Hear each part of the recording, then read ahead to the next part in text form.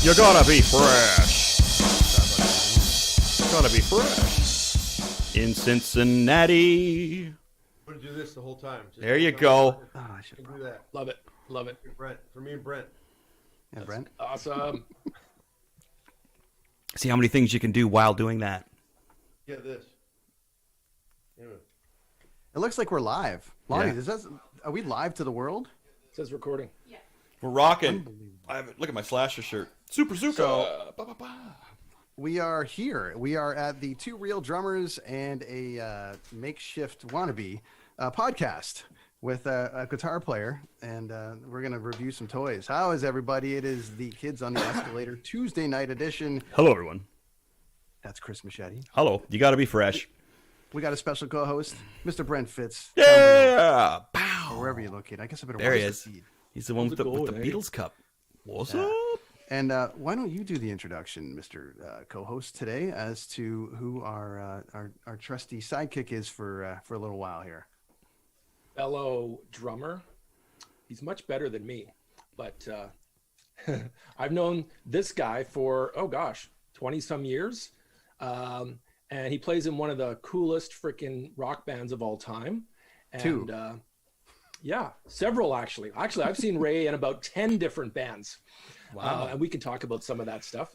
But I've known him since the mid '90s, and we have a lot of mutual friends, a lot of mutual loves. Hopefully, we can talk about a little bit of toys and stuff. But we definitely love coffee. Yes. So and we don't always get to catch up in person, but it's great to catch up online tonight. So, Mr. Ray Luzier, Yay. drummer extraordinaire from Nashville, Tennessee, Cheers, from the band buddy. Korn. Are you ready? Thanks for having me. Good to see Ray. you, Brent. Good to see Welcome you. to it. Been a while. Been a little Yeah, it's while. been a while. We spent last summer before the world exploded together with you guys and Allison Chains. And man, Chris Machete was there at that show. Brent, I think you were away doing shows because I didn't see you on one. So it must have been your away. Because if you were in North America and we were touring, you would have been there. So I think you were with the Slash, or you were with Mr. Simmons there doing some stuff. One of those orchestras. One of those orchestras. So today, we are going to do a little bit of fun called It Came from the Basement. This is a segment that we wanted to create. Take a look. Chris had a great idea about breaking out some old toys and some cool shit and bringing it into the mix, kind of like out of the basement kind of mix. And man, you've got a whole bunch of them behind you. Toys, memorabilia, anything you got. And Chris has probably 28 boxes in his garage. Ray, what do you got for memorabilia and toys at your house? I have a ton of stuff, but my most prized possession, I think, is this Spider-Man hot toy right here. Nice. This is my son's, but I kind of confiscated it. Do you know what hot toys are? Yeah. They're very, very detailed and very just like, I mean, this thing was like $600. Wow. They're like the master replicas kind of thing of the Star Wars. Totally. And you But can for take Marvel. the heads off and change up all the costumes. It's pretty phenomenal. But Nice. I got some Kiss dolls. I got some Kiss masks. I don't have a ton of stuff, but I have a surprise coming for you guys in about 5 minutes. Uh-huh. So you're gonna want to hang out. Is it actually Spider-Man? You'll see. I'm not quite ready yet. All Not good. quite ready. I remember Spider-Man as a Mego doll. That for me was ground zero in the 70s or maybe 60s more so, but I started to collect in the early 70s. But definitely a Mego collection was Batman, of course Spider-Man. And there's always that. Do you guys have the common debates? It happens in bands all the time. I remember when we were kids, maybe you had this too, Ray. Do you like Maiden or Judas Priest? Yeah, totally. And I think with toys, it was, are you Batman or are you Spider-Man? Mm-hmm. Right? Yeah. I don't know. Like, I think for me, early on, I was always Spider-Man. Yeah, me That's too. just me. Yeah. But I loved 60s era kitschy Batman TV series, Adam West. Oh, so for good. Horde.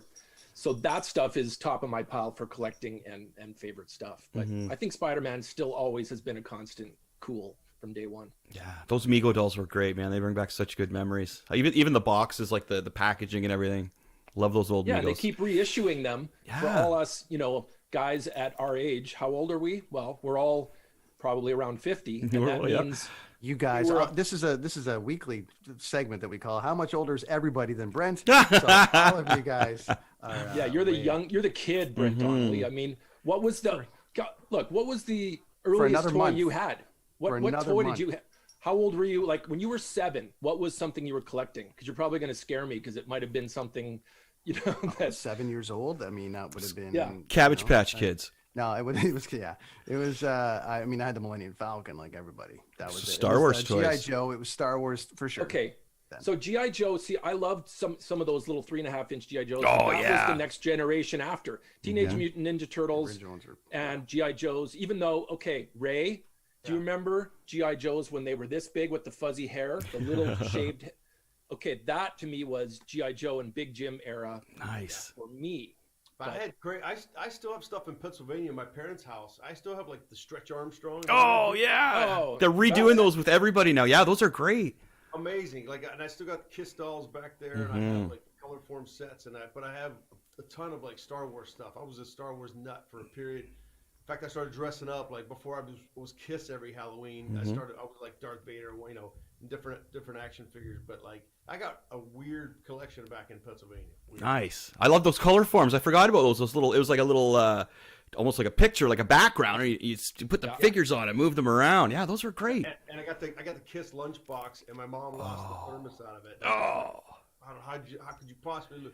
Because it's like full blown. I bought it in like 1978. Wow. So that's like was Love Gun or that in the garbage can were like hot commodity. Yeah. And I still have the Love Gun that came in that. Oh, me too. With the big bang. Yeah, man. Yeah. Is there anything that you gave away? Yes, that you're like, oh my god. I'm still looking for it out there. If you got it, let me know. I want it for my kids. No. Yeah. Were you DC? Are you Ray? You DC or Marvel? I was more Marvel. Yeah. Yeah, it was weird. Like I don't know. I just kind of clung to that side of things. But it was weird. Like we were on this giant farm in the middle of nowhere, so we didn't really know. You just kind of gravitated towards whatever was like hip or like whatever's on the cover of magazines. Like you're in the middle of nowhere in the boonies. So like Kiss is on the cover of everything. Spider-Man's cool. So you just kind of boring. Yeah. Yeah. Brent Donnelly, do you have all your original when you were talking about G.I. Joe and Star Wars? I've moved 10 times. I mean, geez, I barely have anything at the house I live in right now. It just doesn't. It all made its way to a yard sale, likely when I was younger, or one of the moves we were doing, or whatever. So yeah, I don't have a lot of the original stuff left. I got some original comics and a few things like that. So it's a little tough, but that Millennium Falcon's worth a shit ton of money right now if you still have one. Oh so, yeah. You know what I mean? But you three gentlemen have kids, so you can pad I need this toy for my kid, even though you could selfishly have it for yourself, right? Yes. I don't have kids. Look at me. I got man-child items. I Nice. got issues here, guys. Hey, that's exactly true, man. Because like a lot of times we'll be like Target and random stores, and they're like I go, don't you guys want to go to the kids section? They're like, no, we're good. I'm like, yeah, let's go over there. Let's check it out. Let's see what's new. Mm-hmm. That's the excuse, and it's weird, man, because you think like I just turned 50, and I'm like, I'm not gonna like all this. I freaking love it. I love watching the movies now. I love all that stuff. I'm like reenacting or like reliving what and I missed a lot of stuff. And a lot of the cartoons and stuff now are way more hip than when we were kids, Yeah, it's good stuff. I love the way that like Marvel has so much resource material from comics, from like Spider-Man's created I keep chirping on this, but Spider-Man's created in 1963. So from there on to now, they've got all this amazing source material from the comic books, right? And they're picking out some cool ones from when we were growing up, like the Infinity Gauntlet's a big one from the 90s, right? When they brought in the Infinity War and everything, which is really cool. So it'll be interesting to see what they're going to do with Spider-Man coming up in the new movies and stuff. Totally. I mean, there's one on right now in the upstairs living room here. They got the Miles, what's his name? Miles Morales. That one's on right now. Yep. Like it's pretty much on loop on one of the channels. Right on. Yeah, Spider-Man lives. It's funny as again I was mentioning. I saw a documentary where they went all over the country and they just show the Spider-Man insignia, and everybody knows the Uncle Ben story and everything from all around the world, right? Like it's so universal. Spider-Man, it is. It's become that way. It's great. Yeah, it's nuts. Hey kids, come here. You gotta see this. I got a surprise for you guys. Awesome. Hey boys. Oh, they're rehearsing. Wait, Well, it's good. Rehearsing a skit. It's good they're putting some work into it for us. We're gonna get some live action stuff here. I love this. We're going live action. That's awesome. Ray, did you have any cool memorabilia kicking around your house? That's obviously that's an obvious answer that there's some cool shit kicking around. But like, what's the coolest thing that you got? From me or Brent? Yeah, from Ray. Yeah. What's the coolest thing? Hey, I saw Brent. And I'm like, there's a ton of cool stuff around. What's the coolest thing that I have here?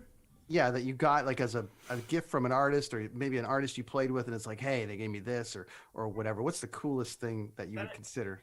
That happens a lot. I mean, like some of the stuff that sticks out of my head are like, Lemmy and Phil from Motorhead gave me a set of, Motorhead headphones. Like there's certain things like that on the road where he sticks out where you're just like, that's some prized possession stuff. The engineer that works for me in my home studio came over and he goes, dude, what's up with these Motorhead things? I put that down. Like, Lemmy gave me those. Like, so there's always cool stuff like that, it's more than like an action figure or but it's a lot of audio stuff. Or I have a ton of sticks from drummers. I have a guitar from George Lynch, who's I'm in a side band with. Talking nice. He gave me one of his. I said, hey man, because I gave his son a drum set many years ago, and he goes, hey man, I never let that let that go, that drum set you gave me. And I'm like, it's all good, man. I'm fortunate enough to have endorsements. Don't worry about it. He's like, no. Come in my studio, pick a guitar. And so I was like, what? I go, well, give me something. Hang on a sec. I go, give me something that's worth something to you. Yeah. And so he gave me a guitar. So I have stuff like that. You guys ready? Oh my gosh, look at that. We got Peter Parker and Miles Morales. Yes. Both in the house, and they're live for you right now. And they have a dude. For you. All right, get it on, guys. Wait, let me move this right here. Stand by. Let's get. Are you kidding me? This is amazing. Hold on one sec. What do you mean you can't? They need more room. I gotta take them in the living room. Man, this is gonna be awesome. This is good. Look at those. Those are some detailed. Those are some detailed costumes there, man. Those are pretty rad. What costumes? This is Spider-Man. They're actually Spider-Man. The real deal. Are you guys ready? Here we go. Stand by. I'm gonna. Let me make this the feature presentation. Stand by. Pretty much it. So here we go. I only see it in small. How do we make it big, Brent Donnelly? I'm gonna do this right now. I'm gonna try to make this. I'm gonna try to make him the thing here. Hold on. Live technology. Yeah, we're trying here. Stand by. We're doing this live here. Hold on, gents. Oh my gosh! Look what's going on. Oh yeah. You didn't know you were gonna get a full-blown. There we go. There we go. This is amazing. Oh man, see that? This is the greatest thing ever. We're getting a full-on fight here.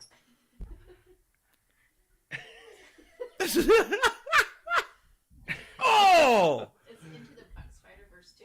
It is into the Spider-Verse. Yay. What? There's still more? Don't stop now.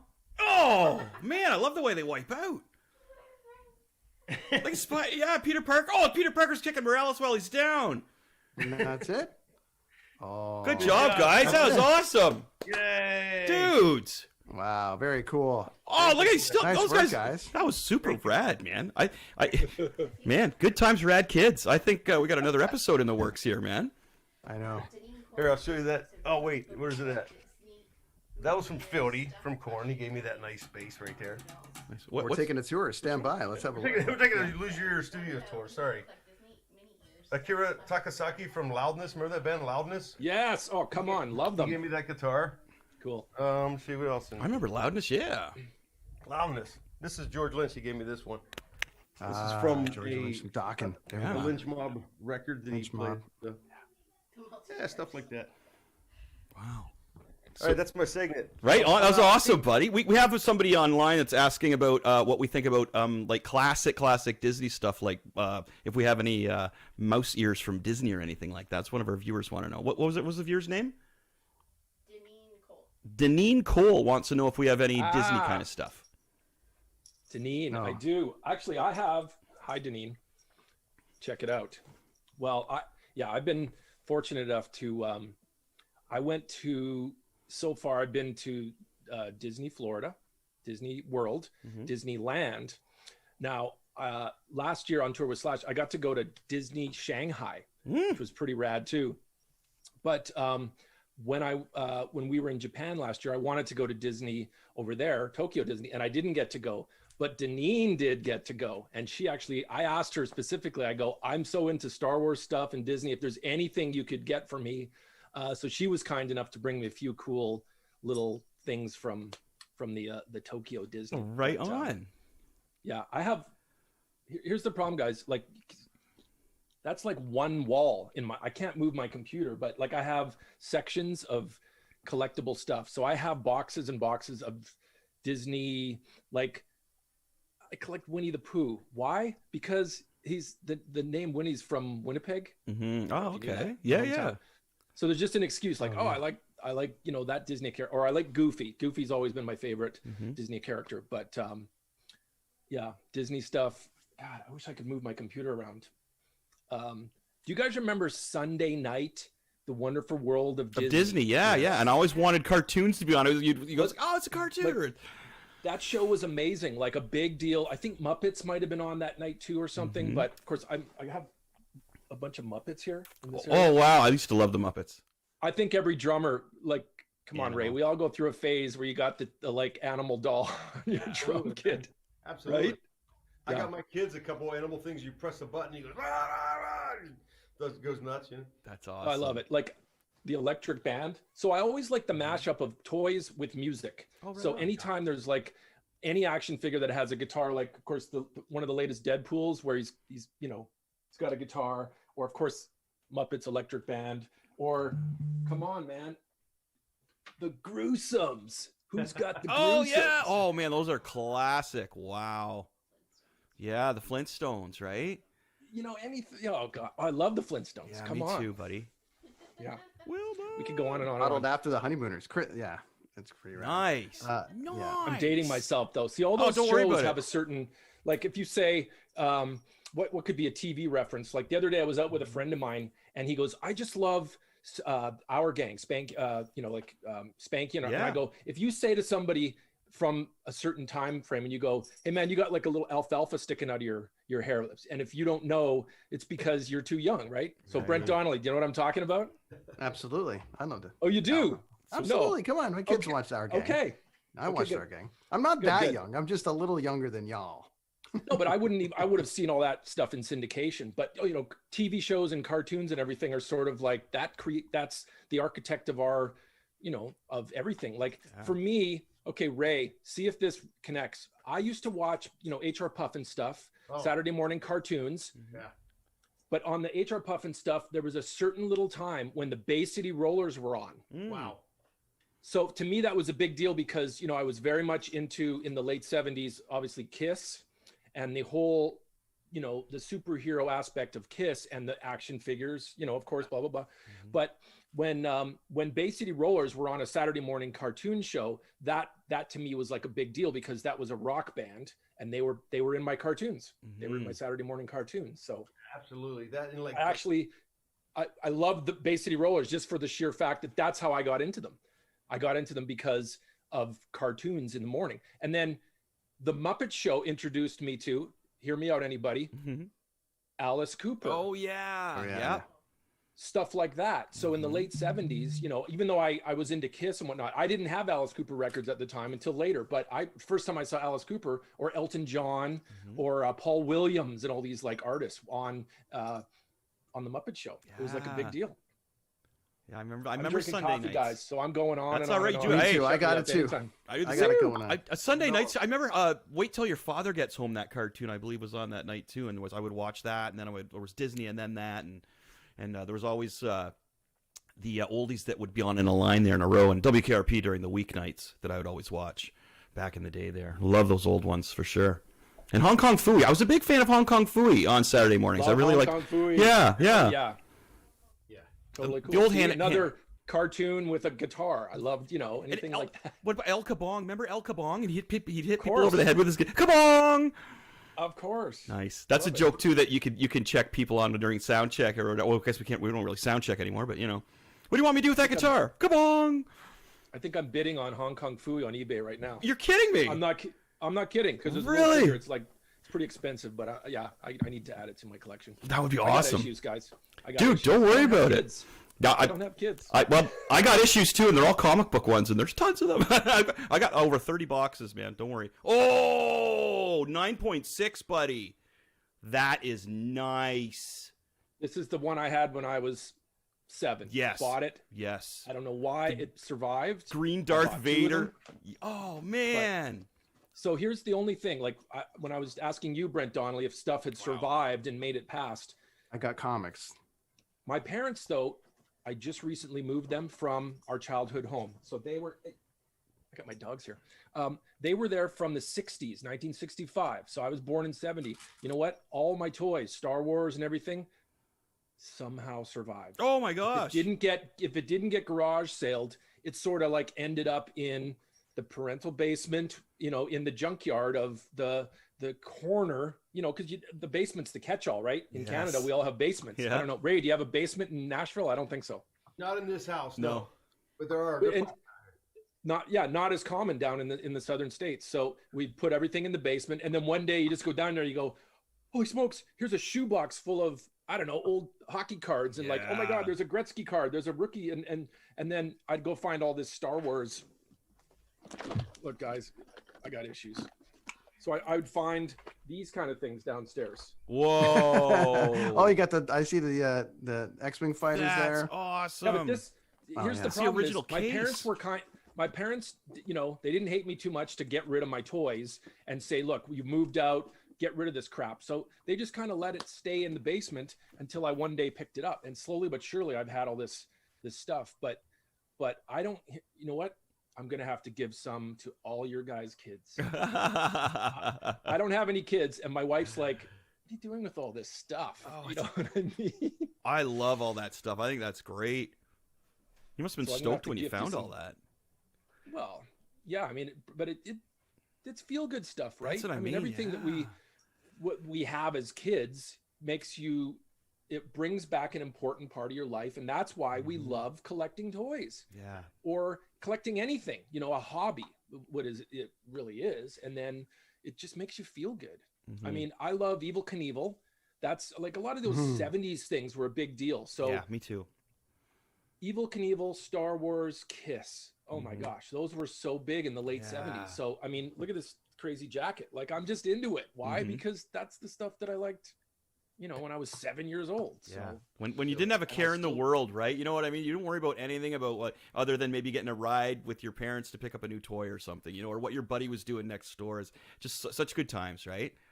So, but okay, you guys as parents, how do you feel and see that great experience with your kids? Because there's all these new, like that toy, Ray, that Spider-Man toy is next level. Like our stuff was like wooden crude things compared to that. Yeah, full blown. I mean, I could the attention to detail, every knuckle moves, every joint, the skin, his face. You can push his face, but it's like what? You know, we did nothing like that, man. You know, but yeah, they're into stuff that's like I mentioned Bugs Bunny the other day, and my almost 10-year-old's like, what's Bugs Bunny? I'm like, oh man, I'm ball because like he doesn't know the classics. He doesn't know Yosemite Sam and all those like, and all his action figures are you know, Spider-Man and Batman and all the superheroes, all the Marvel stuff, but he doesn't have any like of that. You know, he grew up with like Paw Patrol and all the newer stuff that they're watching. You know, so it's like I need to get the roots. I try to get the music roots happening. You know, but he needs some serious superhero roots. You know what I mean? Bugs Bunny, coincidentally, just is now being voiced by a dude from Scarborough, Oh, Really? Ontario, Canada.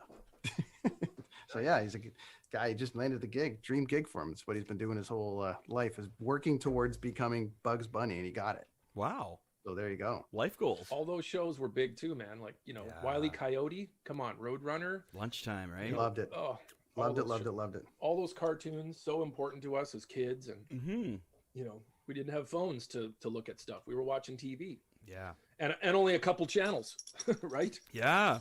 Do you remember, like, okay, the first time Kiss was on TV was the Kiss. Well, there was late night shows and stuff, Paul Lynde and all. But when Kiss Meets the Phantom came out on Halloween, that mash of Halloween and our superheroes known as Kiss, that was like every kid I knew was like, did you see Kiss Meets the Phantom? That changed the game. That was such a big deal.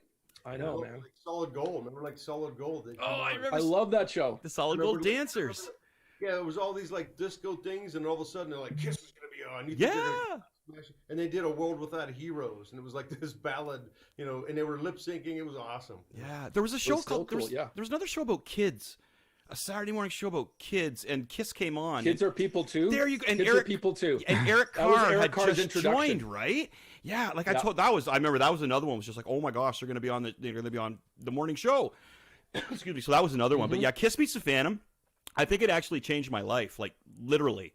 You know what I mean? I remember watching. Mom, can I stay up and watch it? And my parents were like, yeah, we'll check it out too. And you're right. The next day, you get up and everybody's singing rock and roll all night. And what was your favorite song? And what was your favorite?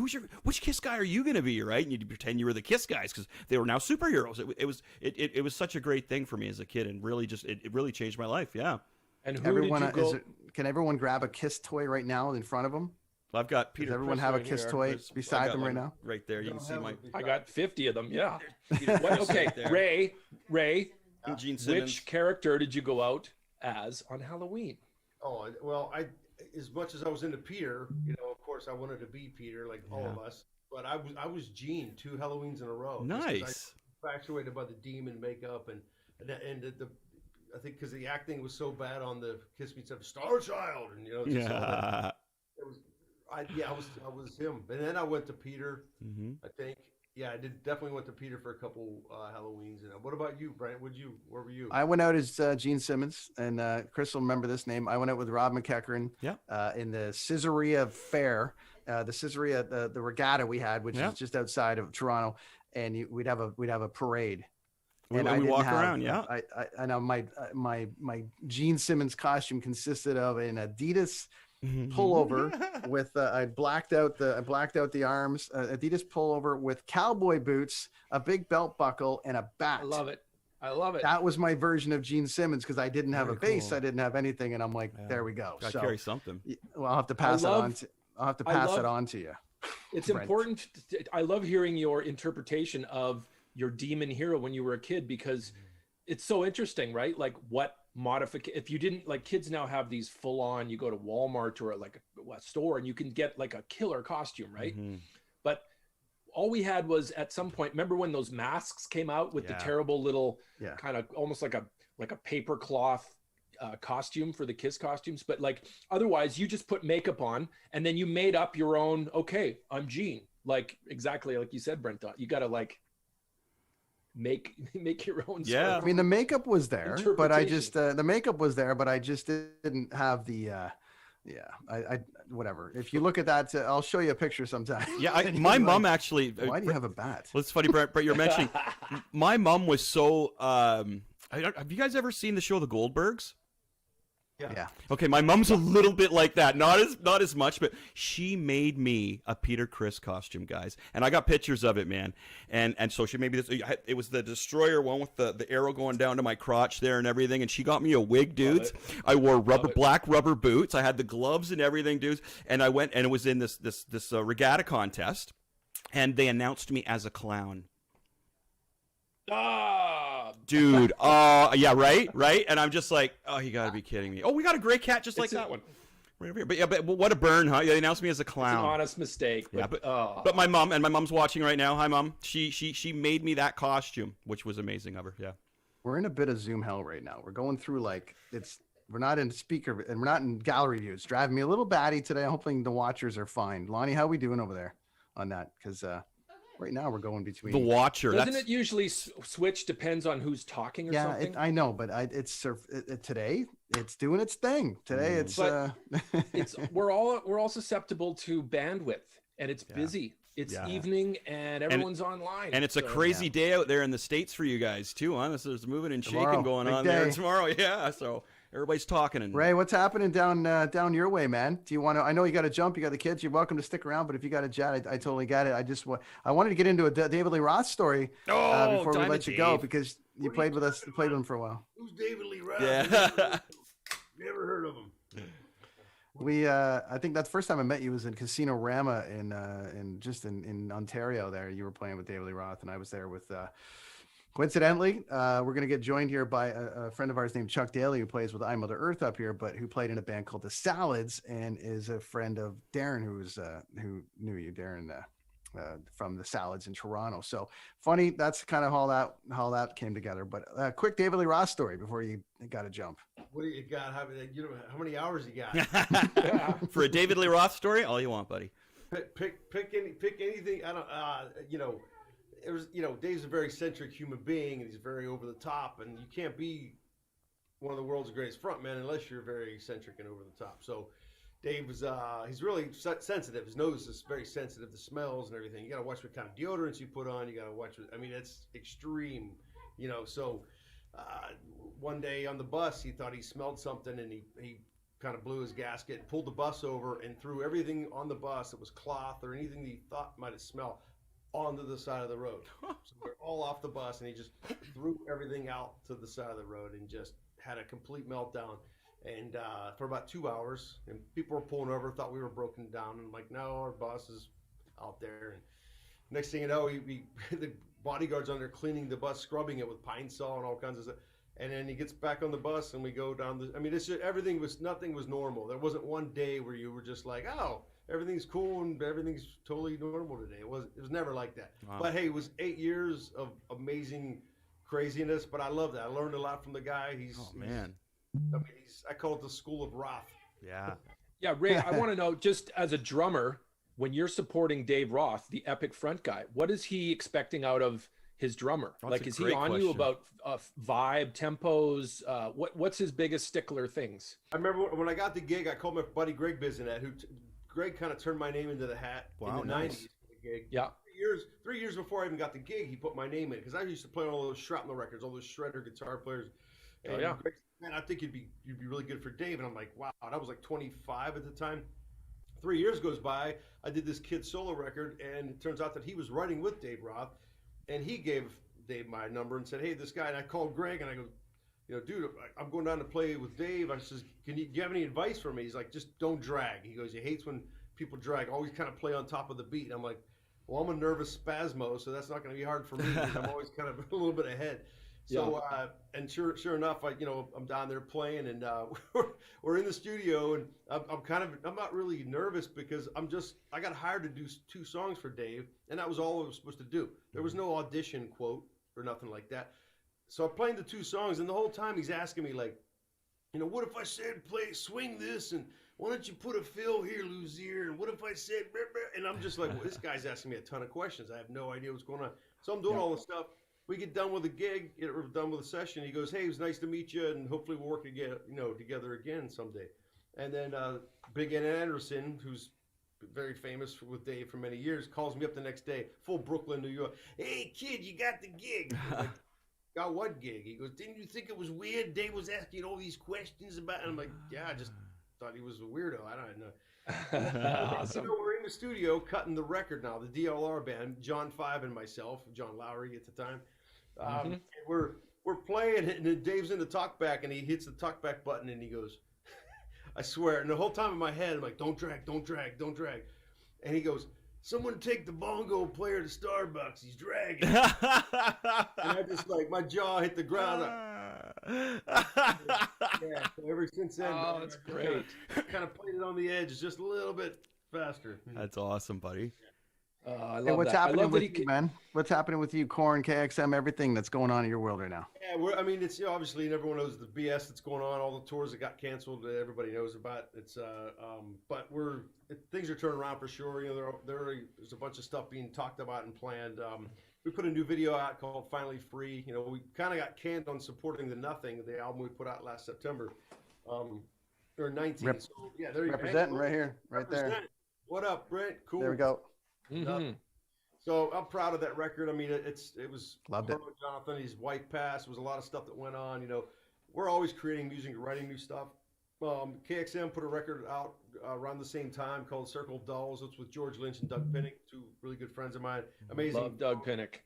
Yeah, just amazing musicians, and it's weird. We're on record 4 right now, which is insane to me. We haven't played one live show. We just put out records, but they sell enough and enough fans are into it that we just keep releasing more. So that's great. We have a good time doing it. I'm doing a ton of work here and still promoting Corn Coffee. If you ever check that out, Corn Coffee is Brent and I were the two Brents on the show. Word up, Jeremy Gersey. Yeah. Talking about it before, and it's still kicking along. We're working on a breakfast blend right now, and it's slowly but surely getting out. And that's about it, man. I'm kicking it with my kids. Good. Wicked, beautiful, man. Beautiful. I appreciate you guys having me on, though. Oh, dude, thanks and for coming out here. here. Looks nice, dude.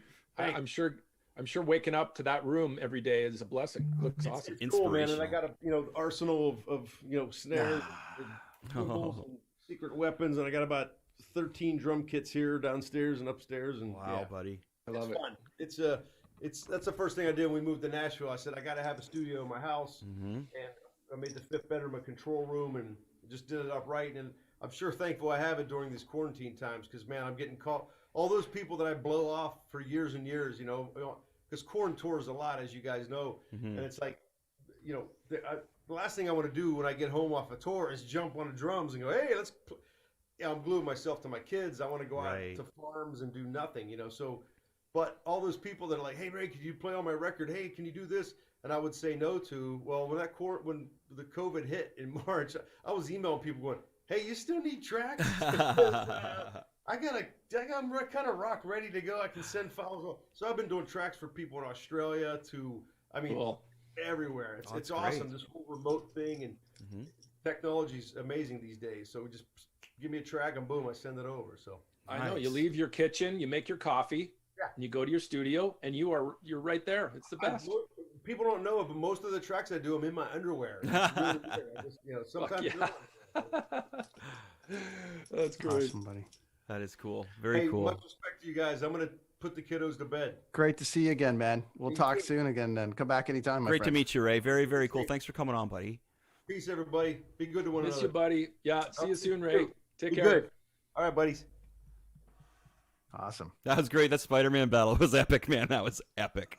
Hopefully we caught it properly. We're having some Zoom issues. I think what we're going to do, my friends, is take a little break for a minute. Lonnie's going to throw the be right back up for a minute.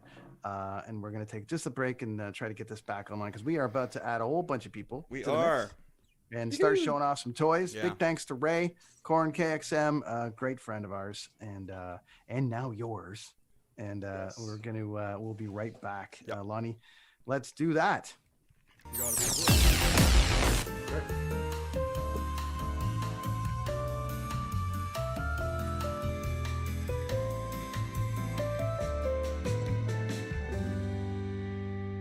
Yeah, one sec. You have to come on the mic. Make sure we're muted here. I can hear you, yeah.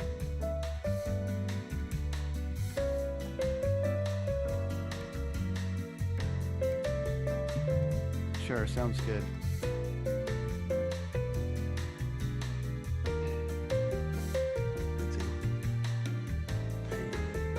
So, I'm just having an issue here.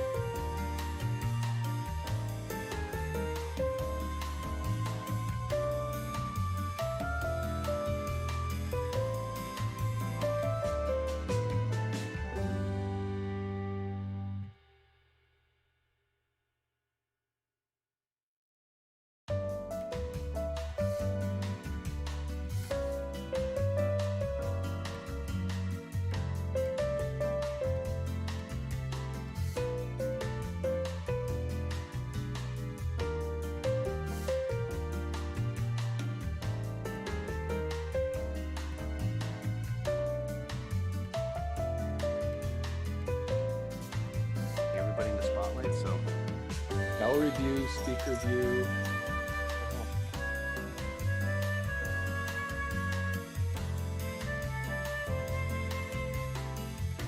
I can see you. I just can't tell what it's going to look like, Lonnie. If you watch that feed, you'll see it was strictly on speaker view, but the four of us were on the top of the bar. It looked like ass. I wasn't happy.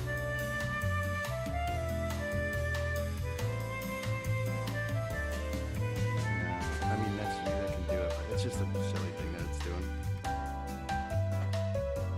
I think.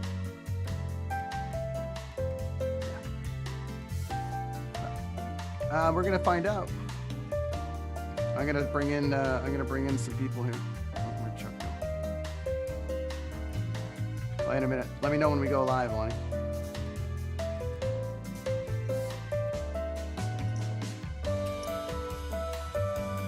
Not quite ready yet.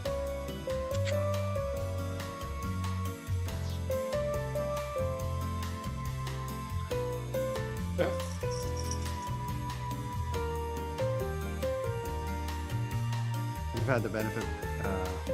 Bring your dog in. Yeah. Oh, there you go. Look at that guy.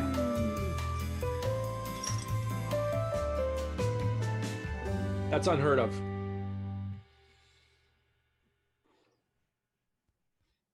Hey! Well, I'm sitting here with you guys. What's happening? Hey, buddy. I see a puppy. Sure, Lonnie. Let's see if we can do this.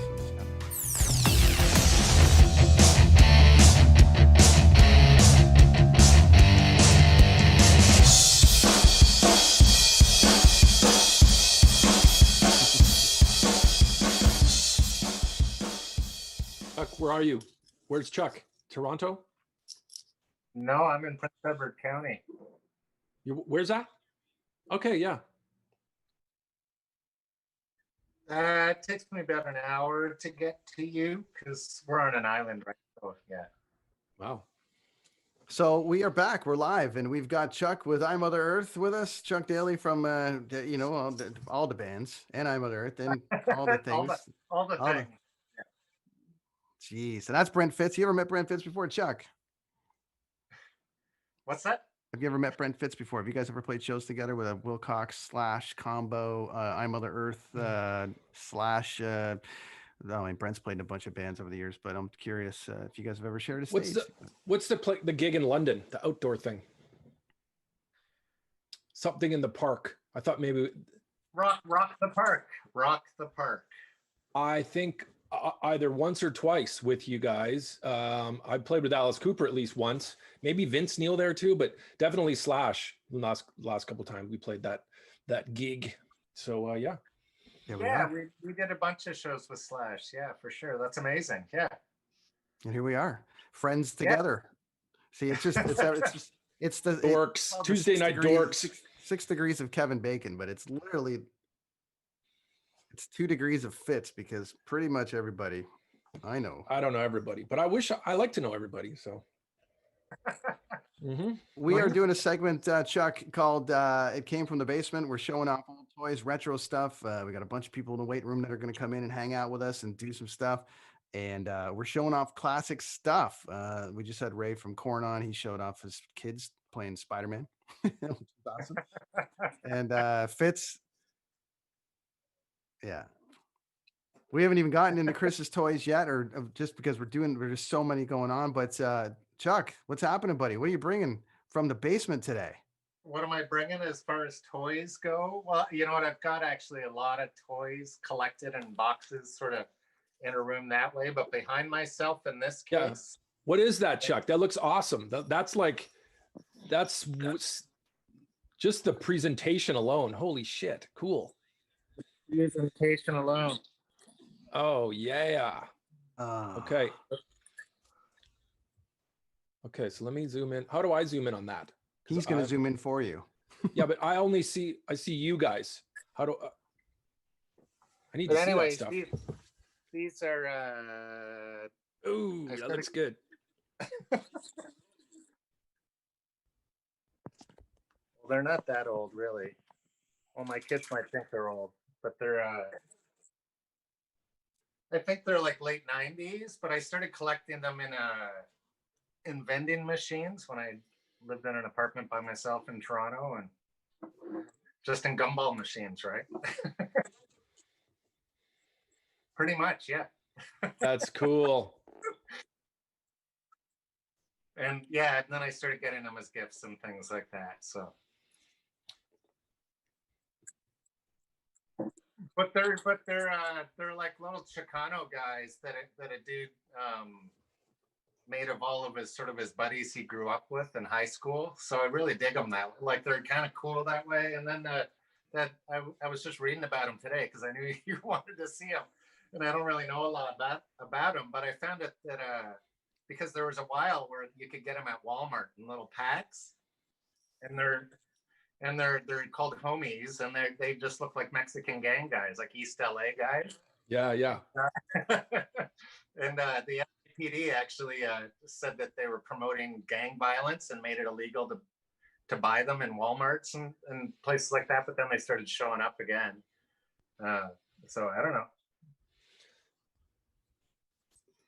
That homies. Homies, man. Yeah.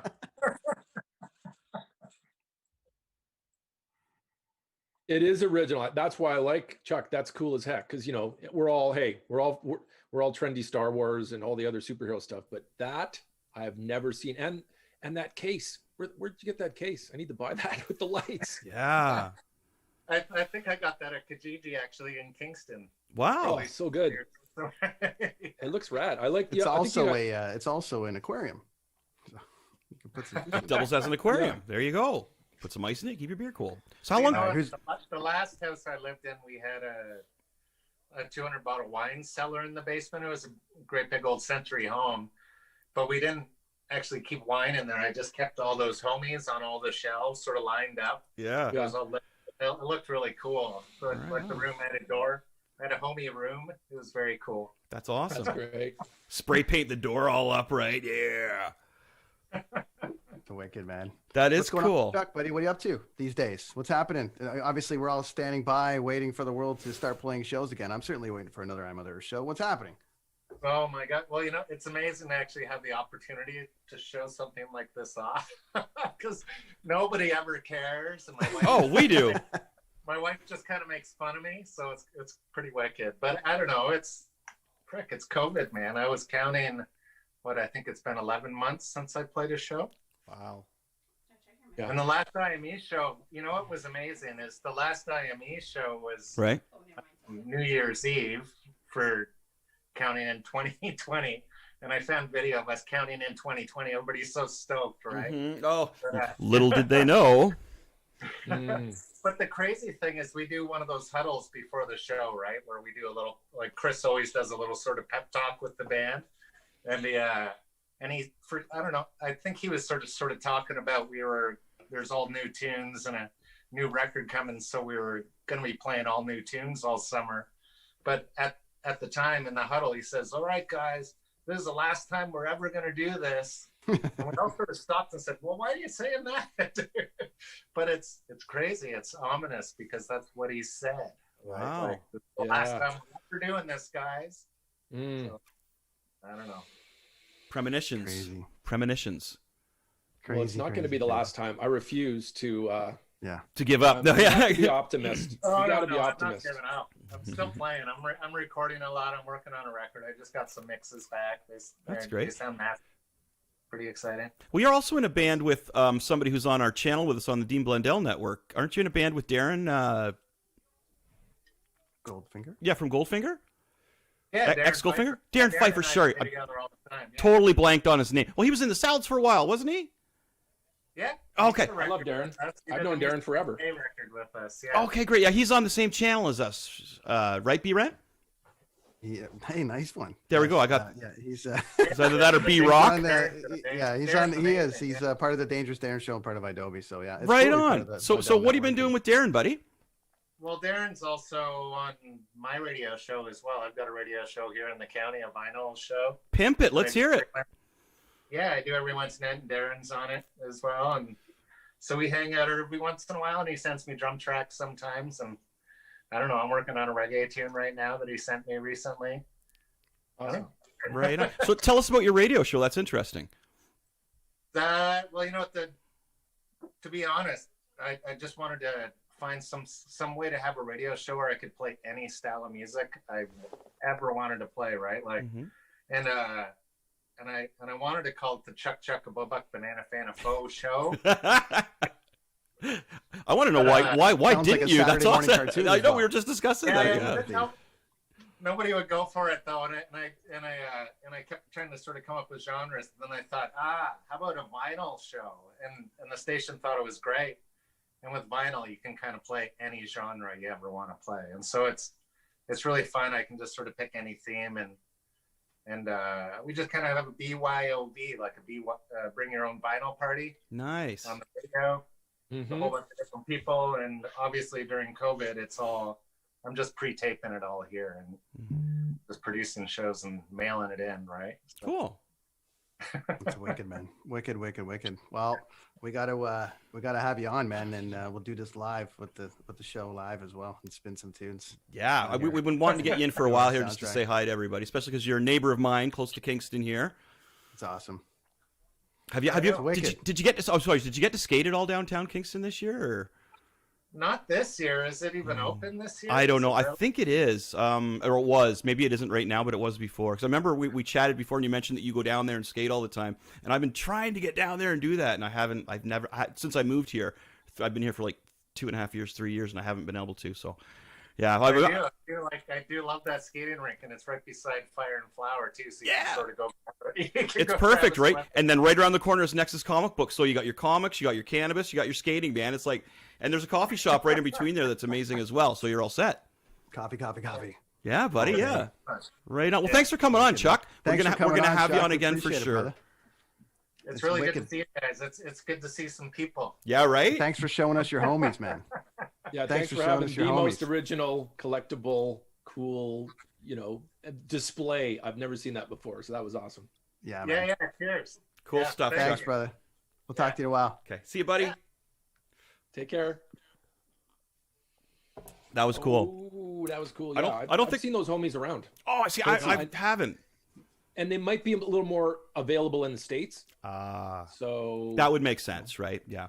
You know what? Okay, so speaking of States and Canada differences, you know that all the collectibles we had as kids were in French and English, right? Yes. So I've been figuring out, because all of the stuff that I've had that I grew up with, if it had a box and it made its way down here or something, I've been asking people, I'm like, oh, I've got like a different version, because just like Palatoy is over in the UK for certain Star Wars stuff, the Canadian stuff can sometimes be a little more interesting. And, because you have a TWAD, the whole language of Star Wars on a box is in a different, it's a whole different, you spin the box around, you got English and French. Yeah, the Canadian version, Canadian versions. That's what it is. Yeah, I've got a few of those too myself. Especially, and they did it with comic books too. With ones you would buy in a variety store. Speaking of issues, I'll break out mine. I brought something from home. It's a little bit more modern here, and then we're gonna add some females to the mix here. We're gonna add 2 women off the network to the mix. So Jen Shafaro and Mercedes Nicola, if you're watching, you are next. Coming in here. Yay! All right, this is a Roberta Luongo. Oh, still in the box, McFarlane Toys. But check this out. Do you notice anything about it? Okay. It's missing a number on his shoulder. There you go. It's missing a number 1. Okay, so what is that? We'd call a variant or misprint. A mistake. Yeah. It's a misprint. So I found it in a like at a Walmart or something, and then took it to the guy and took it to the comic shop. And he's like, never open it ever. Yeah. Try to get Luongo to sign it, and it's missing the 1. So hey, that was made on a Friday, right? The guy was like, screw this, I gotta go home, and I'm putting the other sticker on there. They threw it in the dumpster awesome. after the Canucks lost the Stanley Cup in Game 7. All right, friends, it's time to add some. Okay, Fitz. We got some toys going on here. We got people standing by. So why don't we do a reveal from both of you, because you haven't done that yet. We'll do a reveal, and then we'll start adding some people from the network into the mix here. So Brent, drop a toy on us. What do you got? You want old or new? Old. Fine.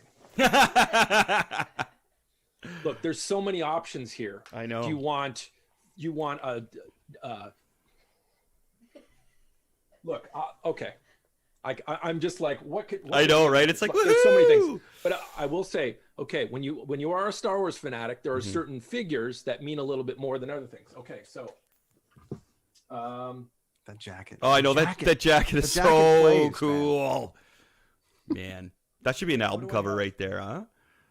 All right, Brent, you know what? This is your reveal for this segment. It's your jacket. That jacket. The back of your so jacket. Cool. That's okay. your reveal. Let me tell you a story about is the so jacket. cool. Really, the jacket means way more than just the jacket. Obviously, it's the raddest, satiny 70s Evel Knievel jacket, right? Now, there's two stories to this jacket, where it came from and what I did with it. So, and real quickly, and if you can look up, just to validate, so my Evel Knievel collection, this isn't all of it by any means, but so there's an older, there's a 90s Evel Knievel, and then there's the brand new one that just came out in the last year. Yeah, the Keanu. Then there's the Boba Fett Evel Knievel mashup. What? Are you seeing that? Are you seeing that, kids? Oh, okay, you got to show that off. That's crazy. Okay, this is Comic-Con stuff. Are you kidding? I've never seen that before. Come on. So I love mashups. I love when something, Star Wars and Kiss, or, I just love the blend. So, that is real. I've never seen that or heard of that before, man. I know there's a lot of viewers who are into this who are going, what? Okay, so this is not old, but again, we'll just stick with the Evel Knievel theme and a little bit of Star Wars. So, one of my dearest friends is the owner of Rogue Toys. Well, I have a story about that. Let me just, I'm going to get off track because the coffee's kicking in. That's okay, buddy. So, just have a look. Okay, now if we all know that's a Stormtrooper helmet, but it's a little something different about this guy. Wow. Evel Knievel. This was used something movie related. Anyway, my dear friend is owner of Rogue Toys, which has 3 amazing locations here in Vegas. And Steve Johnston, the owner, is also on Pawn Stars. He is the consultant for all things toys. So if you've ever watched Pawn Stars, you've seen Steve come on and talk about all things. So he knows all the things that are my sicknesses. So he'll call me up and go, Brent, I got this Evel Knievel thing. And I'm like there in 5 minutes buying stuff. But okay, so this came recently. That's amazing. This is pretty cool. This dude. was my latest COVID purchase from Rogue Toys. Nice. And I'm pretty happy about it. And that's pretty original. Like Evel Knievel's a pretty original one too to look. That's good. Kudos for that. I mean, I like that. That's neat. Here we go, boys. Awesome. Time to add some women to the mix. All right. Here we go. We're going to add 2 people from the network. Hey! They're going to come in slowly but surely here. Okay. And here we go. All the way from different parts of the land. And as soon as they get their video going, we're going to add Mercedes Nichols and Jen Chavarro from the network. I see Jen in black and white almost. But hey! Hi, Jen. How are you, Mercedes? How's it going? Mercedes is looking for her phone. No. Mercedes is looking. That's the hey, there we go. All right, we got females on the show. Yes, females like to hang out with nerds, and here we are. Girls like toys too. All right, so I'm gonna just you guys can intro yourself. That's Chris Machete up there. That's Frank Fitz up there. Welcome to the Kids on the Escalator. Hi, ladies. It came from the basement segment. Thanks for coming on.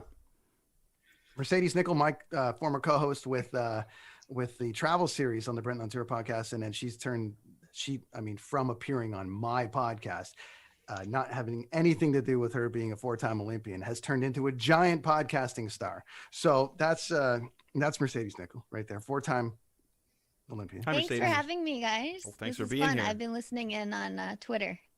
Excellent. And Jen Chavarro, how are you? Hi, Jen. I'm doing good. How are you? Hockey coach to the stars, and an absolute.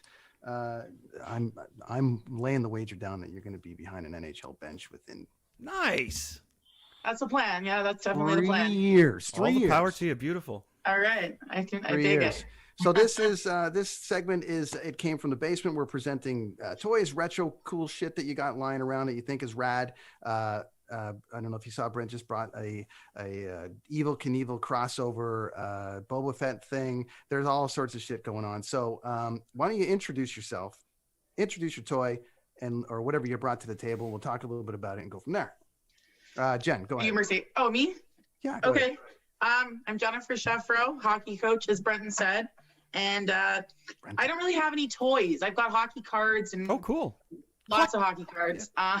I've been collecting those for almost 30 years, so I've got quite the sizable. But as for like something that I found in the basement, this is something that was bought for me. It's, you remember the lip phones? Oh, that's awesome. Nice. Funny enough, my friend bought this for me on my 18th birthday, which is actually 2 weeks come Thursday is my birthday. Not my 18th, though, I wish. Yeah.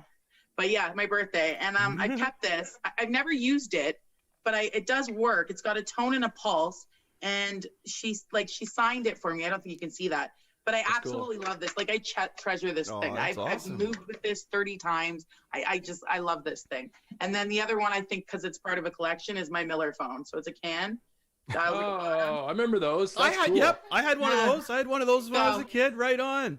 So these are the two oldest things I have, aside from, hockey cards. And yeah.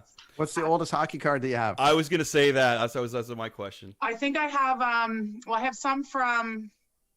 I have a bunch of the Gretzky rookies. I just haven't found them yet. I've got close to 1 million cards in my collection. Holy smokes! Wow. Basically, start in the 80s, late 70s, and then like literally up until yesterday, I bought some more.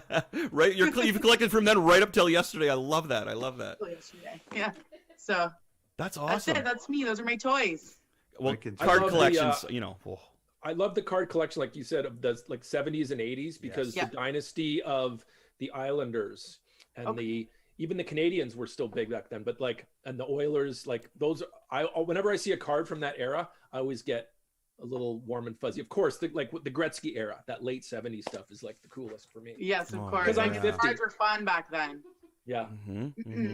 I remember collecting. For us. I'm sorry. I said, Mercedes, what do you got for us? Okay, so all the cool stuff's at my parents' house and I'm at my house. So I don't know if you'll be able to see this, but I did take a photo of this old school. Can you see that? Bobsled. Yeah, it's an old school bobsled. Oh wow. And my dad was like, I had so many hours of fun with that thing. And I was like, yeah, dude, so did I. All you had to do was take a beer bottle and pack the snow down with the beer bottle, and then that thing just shot down the whole hill. It was hours. I like how you had to use a beer bottle to flatten it out. That's very Canadian. Yeah. Of course. Yeah. Very but then Canadian. I was watching, and you guys had all your toys. I don't. No, wait. Do we call them toys? Or do we call them Of course. Okay, I don't want to get it wrong. All good. All good. And I was like, I know I have a toy from when I was really little that I don't know if a lot of people will remember this, but it's called a popple. Oh yeah, I remember the popples. Oh yeah, I remember those. It pops out and It has does. feet and arms. Yeah. They have the bigger ones, and they flipped into their stomach. Yeah, The so popples? it flips. Yeah, exactly. They were like a But this pillow one's just a ones. mini one. That's but awesome. That's a random Yeah, thing. that our I found at my- producer remembers those popples as well. She said she had one. So yeah. So, Cheers on the Mercedes, popple. You have that because why? It's always been with you and it's just followed you. Now it's in your place? Yeah, so it's at my house now because I have 3 teddy bears, but I was told that I wasn't allowed, if I wanted to have a boyfriend, it would be best not to have any teddy bears out in my house. So I put them all away. I still don't have a boyfriend yet. Oh man. Could probably do something about that on this show here if we put the word out. That's right. Yeah. This Someone is now. that's watching right now. Somebody suggested that we The go. phone is lighting up here.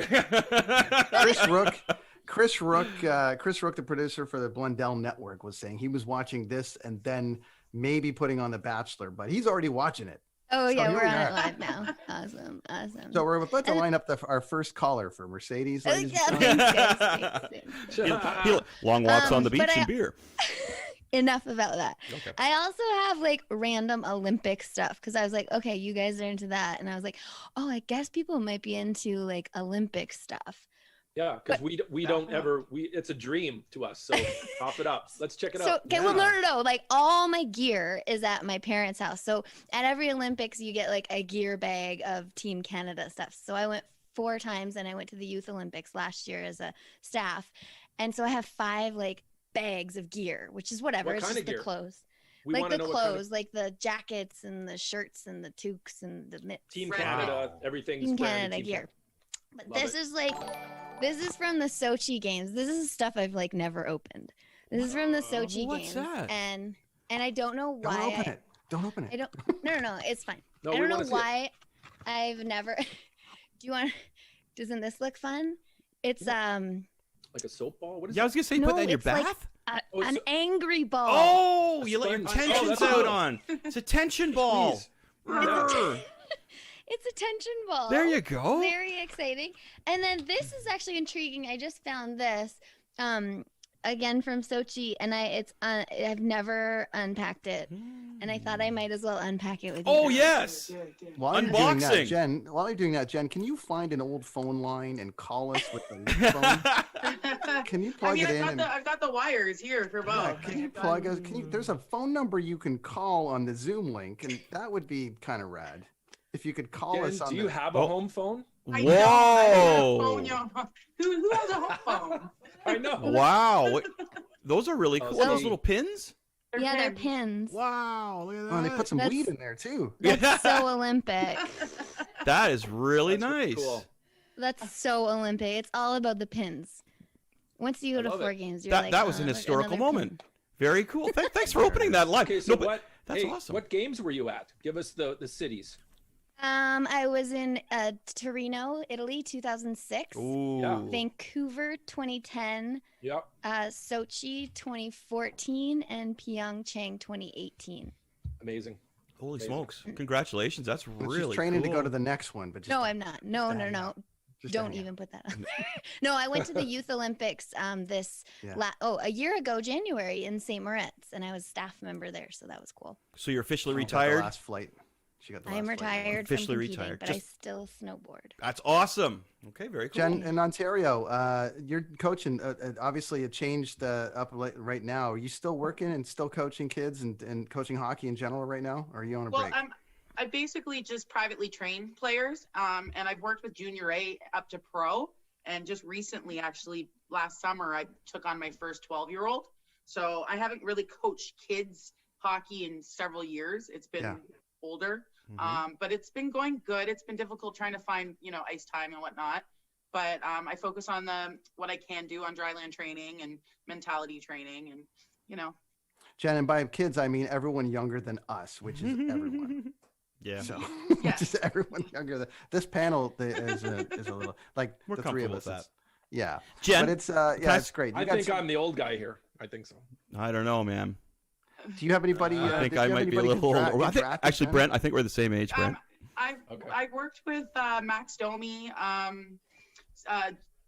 Steven Stamkos was on the first team I was assistant coach for. Wow. Awesome. Cool. Markham Waxers, like decades ago. Lots of them, actually. I've been working in a lot of Amazing. camps over the years, so a lot of players have gone pro. So Jen, who was your favorite player growing up? Nick Lidstrom. Wow. Okay, I wasn't expecting that. cool. And Yeah. why? How come? I just liked his vision. I liked how he played, how he moved on the ice. And I mean, I fell in love with the Wings in the 90s. They were just disgusting. Right. I was gonna say, so you're a Um, Wings fan then? Yeah. No, I grew up on the Leafs, Bruins, and Wings. I Mhm. followed Joe Thornton from Boston to San Jose, now back to Toronto. Yeah. Right. Yeah, Got his yeah. first Some goal. love for the Penguins. So it's different. When you work in hockey, your fandom kind of like spreads out. I could see that. I think Brent can relate to that too. Once you like more bands once you start working in the industry, right? Like, you know what? Because you meet people and you start to like them because of that. But yeah, that's awesome, right? I was not expecting that. I was of course expecting Gretzky, right? Like, I'm actually Team Lemieux, so oh, okay. love me or hate me. but- Ah.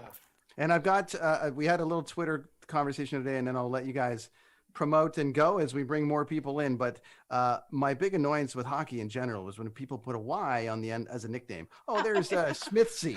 Oh, there's yeah, oh, there's something, and we're very Babcockish, isn't it? So it's kind of like, Or is that everybody? What's that guy like? What happens when they already have the Y on their name and they already have the nickname built in? Then what do? Why do hockey players Ronnie. just go, "Hey, Ronzi"?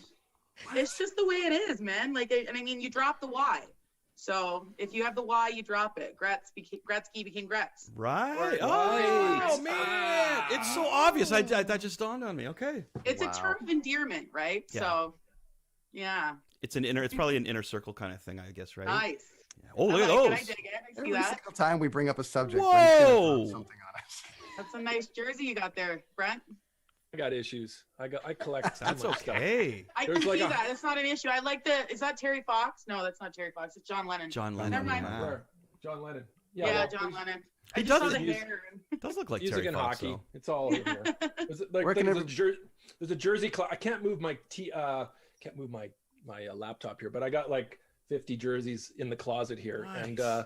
and probably some hockey cards. So Wow. We got a whole. We got 9 other shows. we planned should of do just another hockey episode cards. We on should do cards. a hockey card show. I Hockey cards totally and agree. jerseys. Yep. And I want to find see if they made a Mercedes nickel Olympic card. They must be out there somewhere. Oh, you must have Yeah. some kind of stuff. It's out worth there a like shit that. ton right now because of the huge popularity of the Dropping In podcast that got its start because she worked with me. Okay, why don't you guys? Why don't you guys Pat, promote? pat on your back. Mhm. Oh, good. You're destined for greatness all the time. Everybody, let us know where everyone can find you, Jen and Mercedes. Jen, go. Where can everybody find you? I'm on Twitter. You can find me under Shoot with Authority. Shoot W Authority. That's not I'm about following guns. you right it's about now. shooting pucks. And yeah, aside from that, I don't have a show to promote myself, so I'll just leave it with follow your heart. It knows the way. Awesome. Amazing. Awesome. Thanks for Mercedes, being where on can the we show. find you? I am on all social platforms at Mercedes Nickel, NICOLL, but you can find the podcast on Instagram and Facebook at Dropping In with Mercedes. And a new episode drops on Thursday. Very cool.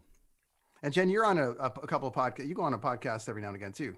Yeah, I do one in Pittsburgh for about 2 years. I had my own. I interviewed Grant Fuhr, which on my first episode, which was wild. Nice. We Oh, had that's like 5,000 viewers, and Cam Jansen was another one. We got up to 14,000 viewers, but I don't know. I'm a coach. It's weird interviewing. Like I don't. It's just it didn't fit for me. I'm a good guest. Well, you're You used know to what I mean? I'm you're a used to people asking you questions instead of you asking them as being a coach, right? Yeah, Yeah, I get it. precisely. So I get it. I might go back to it. We'll see what happens. But right now, I'm just writing on, of course, for Dean. Right now. Excellent. DeanBlundell.com is where you can find both. Thank you Yay. both so much for coming on Thanks. here and joining us today. Mercedes, thanks again. Dropping in. Check out her podcast. It's rad. Jen, Shoot with Authority, thank you for coming on. Thanks, ladies. Thank you very much. Nice to meet you, Thanks ladies. for having me, Bye, guys. guys. Come back anytime. Sounds good. Awesome. Bye. Awesome. Love it when there's retro stuff just floating Yeah. around. Good times. Keep And bringing retro everybody's stuff. so passionate about their collections, right? You know what I mean? It's funny too because I was talking to Chuck. He was a little nervous about showing off his collection, but he had such an awesome collection. You know, like it's good to see when you see people's toys. You kind of get a little peek inside their noggin a bit sometimes too, right? Oh, we got two dudes coming up here now, got don't some- we? I know these dudes. Fine. Look at that guy! Yeah, There's the are Millennium you Falcon we were kidding talking me? about. Look at that, Fitz. There's the Millennium Falcon we were talking about. Whoa! Yes. But it's still in the yes. box. Oh, I think he just downloaded. I think he just bought the box. Oh, is that just a picture? No, it's That's, not. that's actually Mike playing with it too. It's one of the. That's Mike on the picture there. That's Mike on the picture. Hey, yeah. there he is. Hey, buddy. I heard Brent talking about the Oh. frost. see? Oh, there you go. That was See, that was dude, yeah. There you go. That Hey, thing is JJ. worth some bucks because it's got the bilingual. Cool, man. Cool. Oh, The JJ, check this out. Pascal Falcon millionaire. Instead of Dang. Thrasher, it's Slasher. Brothers. Like it's Slasher. See that? That's Welcome close. to the show, gentlemen. Welcome to the show. Isn't that cool? JJ Super and Zook. Mike. Yeah. JJ and Mike. back Yay. in the mix. Good to see you Mike, again, JJ. Right on, Mike. Thank you for having me on again. Yay, Hello. dudes. So we're doing toy reveals now. We got to go back. Chris hasn't revealed a toy yet. We Oh, gotta that's go to all right. Chris That's for a minute. no. Go ahead.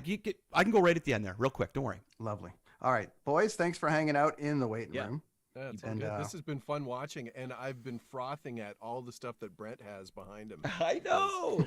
Because I'm still waiting to see. You were going to reach for something Star Wars, Well, but you yeah. ended up reaching for the Boba, right. the Evil Knievel Stormtrooper. I did fail. I was trying to find. I'm a little frazzled. So all of my Star Wars stuff got shipped from Canada in a whole FedEx shipment a few months back, and I didn't want to take everything out of the boxes because once I committed to it, my house is only so big, and my wife will be like, "What the are you doing, dude?" So I have them all in storage. So I was trying to go over there and pull a bunch of stuff, but I definitely have like action figure wise, I had about 3 because from the original ones of all the caped Jawas where if you scratch on them, I didn't have them in a box carded. Oh, yeah. Okay, everybody. Nice. Wow. That matters right there. That is probably the most important action figure outside of not carded, right? That's your favorite I one, would isn't it, think Mike? so.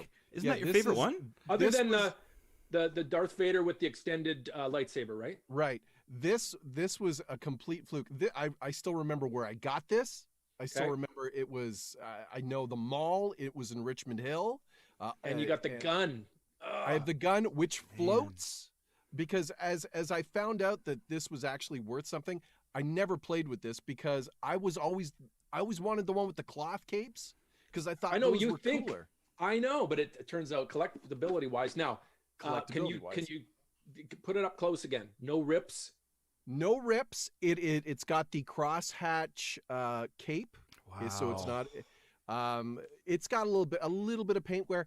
If it's graded, it's probably an 80 or an 85. But yeah, this is, and I had no idea that this had any value until my wife Carolyn, one of her buddies, who's a huge Star Wars nerd, saw this in a picture of mine of my collection. He's like, "Dude, is that like an original?" I'm like, "Yeah, I got this when I turned 5." And he's like, "You do realize that has some value?" I'm like, "Oh, really?" That's when I looked it up and I was like, "Holy shit." Score. Okay, so when I brought mine over to Steve Johnson from Rogue Toys, and he kind of went through a bunch of my stuff and gave me a little better education than I thought I already had. And he goes, "Hey," because I had, I think, 3 of the Jawas. One was a 2 vinyl cape and 1 not. Now, he said, "All right, Brent, I'm going to hold it up and I'm going to find out if it's really an original." And I'm like, "Well, it looks original to me." He goes, "Nope." And he did the scratch test on the cape. Yes. So there's a trick to that, guys. If you can scratch, the cape actually has a certain, it's not just a flat It's a texture. smooth vinyl. It's a texture. Yeah. So that is a little trick that, I mean, we're getting super nerdy here, guys. No, that's good. We need the details like that. It's Huge important. Yeah. So the originals, because there's repros of everything now. Yeah. Yeah. Well, and that's the thing with the guns too. That and Yes. I found a group on Facebook, the Imperial Commissary, and it's like it's all Star Wars collector nerds, and I put this up. I'm like, "What's is this legit?" Blah blah blah. The cape matched, and they said, "Well, check the gun because the gun is also where repro." It's been redone. It has to float. If you can put it in water and it floats, it's an original gun. It's bizarre. That's what you mean by. I had no idea what you're talking The about. floating gun. didn't Yeah, know I was. about that. I'm Floating with guns. Jay. Yeah, I didn't know. Yeah. I didn't know about that. That's so rad. So JJ, what do you got for us today, buddy? JJ. So I was going to show my Jawa, but you already beat me to it. Yours is in better condition. I knew you were going to pull that as soon as you were like, not a lot of Star Wars, and I'm like, he's pulling the Jawa. I know. Isn't that great that if you're in the club, in the super nerd club, there's just if you had a Boba Fett with the rocket launcher in the back. Yeah. It's impossible. I've never even seen one, but I know they exist. But no. JJ, tell me you found what you were looking for. So I'll get to my Star Wars stuff in just a sec. The only thing I have original that I used to play with as a kid is from 1983. I'm sure you're familiar with it. Oh, look at that. That's the G.I. G.I. Joe. We were talking about those earlier. Those are rad. Oh yeah. Wings pop out. Dude, I still have one in the box too. I mean, it's missing the glass on the the cockpit. It doesn't have any bombs on it, but I played the shit. Can I swear on this? You can, yeah. Anyway, Cover your I ears, play the children. crap out of it. Wow. So that's the only original toy I have from when I was 10. That was awesome. Yeah. And then last week I was talking about some action figures, Star Wars action figures I had. They are all, none of them are original, but I think they're kind of cool still. In the box. Oh yeah, the retro ones, right? This one is from 2004. I mean, I have a ton of them. Chewbacca and nice. Anyway, and they all. I don't know if it makes a difference. You guys are. Yeah, they don't have the holes punched. Does that matter? Yeah, definitely. So, but then the one ones that I thought that might be more of value, which seem to be tougher to get, are these expanded universe ones. Ooh. Oh, that's yeah. nice. Oh yeah. And I don't know. I don't even know who this guy is. No, I can't read it. My eyes aren't very good. Nominor. Nominar. Yeah, Nom Anor. Do you know who that is? No. Yeah, wasn't that the song they sang on Sesame Street? Nominor. Now, I know that you guys probably have all the toys or some version of the toys I just pulled out. Brent, the way you pulled out those Gretzky shirts when Mercedes was talking about, I was like, holy shit, these guys got everything. But a throwback to 2008, which I felt was a little apropos for the day, I have, and I got this at the inauguration. Oh, look at that. Awesome. Obama. That's way Back cool. in 2008, I was working at a radio station, and they flew me out to Washington for the day. Like, I had to come back later on that night. But anyway. Man, that's mint, buddy. So Oh, yeah, see the back. Great, JJ. Oh, We just wow. lost all our Alberta and Ontario Oh, watchers, sorry, so- everybody. That's Sorry all about the right. pipeline. We'll take it. Yeah. That's really cool. Wow. That's what I got, guys. So what? Somebody wait. Okay, That, so can Yeah, go I ahead. ask about the behind you? So I see Muhammad Ali. I see Prince. Oh, yeah. What else? I see so Hendrix. You got Kareem Abdul-Jabbar with Bruce Lee. Oh, Tupac, God, yeah. Yep. Johnny Cash, of course. Hendrix. Bob Marley, and then MLK up at the top. Yeah, wow. that's super Yeah, rad. those are just photographs. You guys were talking Muppets and such. This is part of the Carolyn collection. Oh, look at that. Oh wow. That's Oh Sesame my Street, gosh. The old The street. Sesame Oh, Street. That's Yeah, Mr. that's so Hooper's cool. store, isn't it? Isn't that Mr. Hooper's store? That is The, so the cool. little opening up. Wow. Open it up. Let's see. Let's see. What? So, and it's got a little chalkboard inside. Oh yeah. that you I could, gotta buy that. That is And you had, amazing. There are figures. They're in another box somewhere else. When you talk about obscure, weird stuff, I also have the Fisher Price play. That's Oh, I cool. remember those. Oh, I that's remember cool. those. Yep. Yeah. Sure. The Yeah. Star Wars stuff for sure. But this one. Oh, the Death Star. Part of the Death Star there. That is this really, one really is, cool. This is total Canadiana. What do we got? So, Carolyn, my wife, her dad owned a home hardware, and they gave. Don't the bring that dealer- truck up. Oh, there it there's is. the truck. that There truck. it is. Yeah, but is that the new Classic version? Canadian. Because the No. old version had the bigger cab, right? This is the bigger cab. This Wow. is from probably. That seems big. Carolyn said somewhere 70s, mid 70s.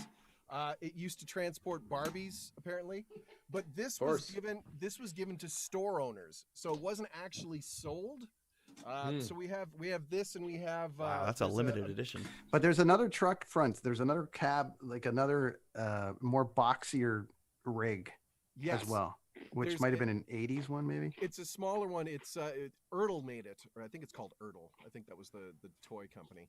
And it looks almost like a van, but it's the same Yeah. idea. It's a home hardware van. So, yeah. By the way, we've added more nerds. We Oh, got them yeah. all. We got the nerd dad. Hey! By the we way, got- Chris, Yo. there you go. Oh, there's the action figure There it case. is. Oh yeah. Brent has the other one. Yeah. This one's then- this is still the original. That's I awesome. think there was C-3PO too, right? Yes, there was. Yes. Wicked. Yeah, and Brent And has the one also- with the graphics on it.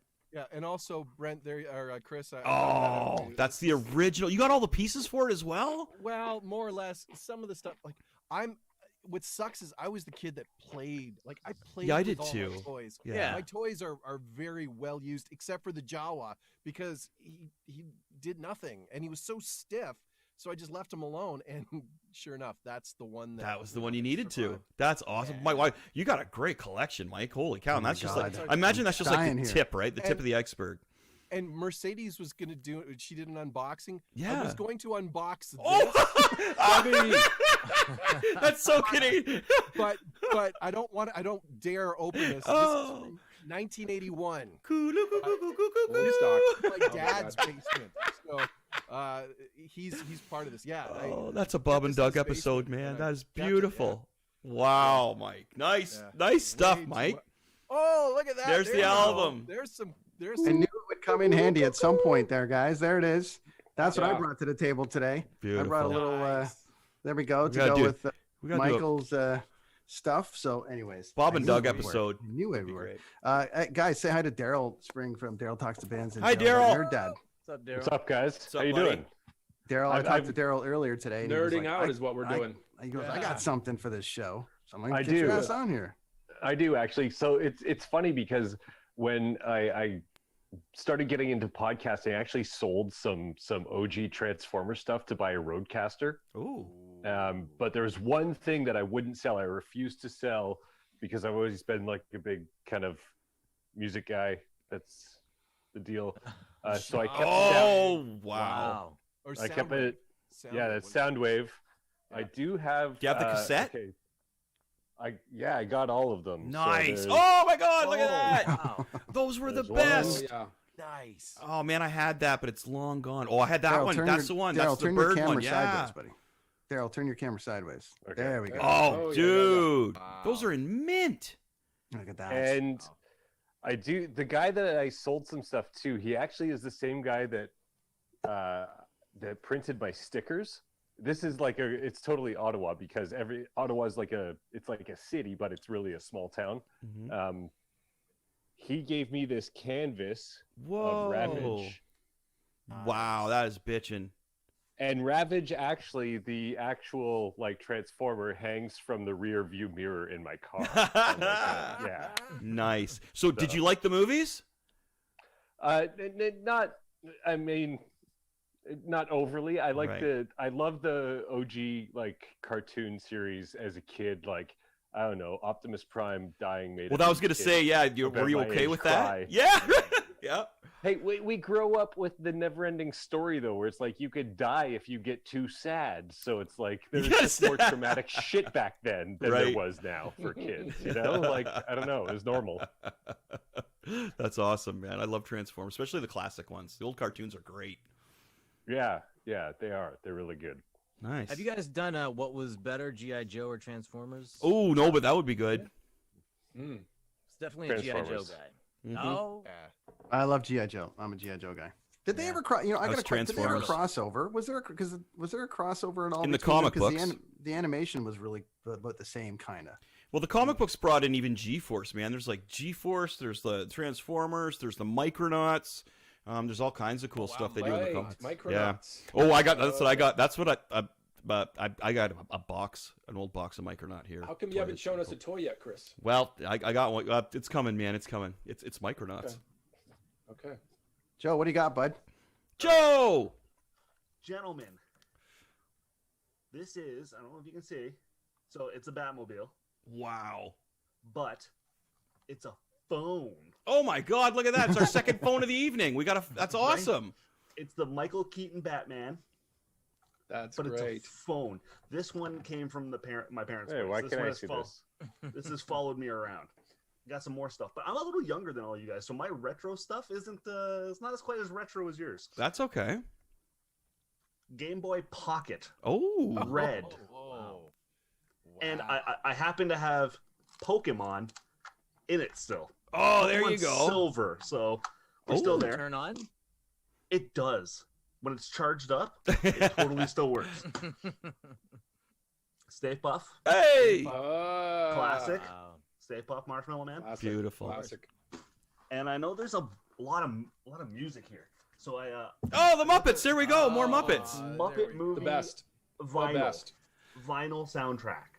That's So, Is that from uh, back in the day, or did you pick that up recently? No, this is an original. This That's is an original. this is a parents had it for me when I was a kid, and that's something that we used in our house. So Wow. That's awesome, Joe. Very cool, man. thanks, Very man. cool. I know, when I heard the idea, I was like, do I risk COVID to go to my parents' basement? For toys, Do I see yes.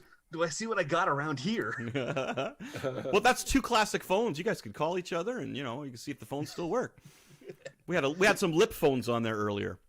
Saw that. Jen That brought a was lip cool. phone. Yeah. It's been That was crazy. cool. That was awesome. I think it's Very funny how 80s. everybody says their toys and stuff are in their basement and not in their own basements, their parents' basement. Right. Because Carolyn has already said that if I die, it's just come in and take all. She doesn't care. Oh no. Just come and take it away.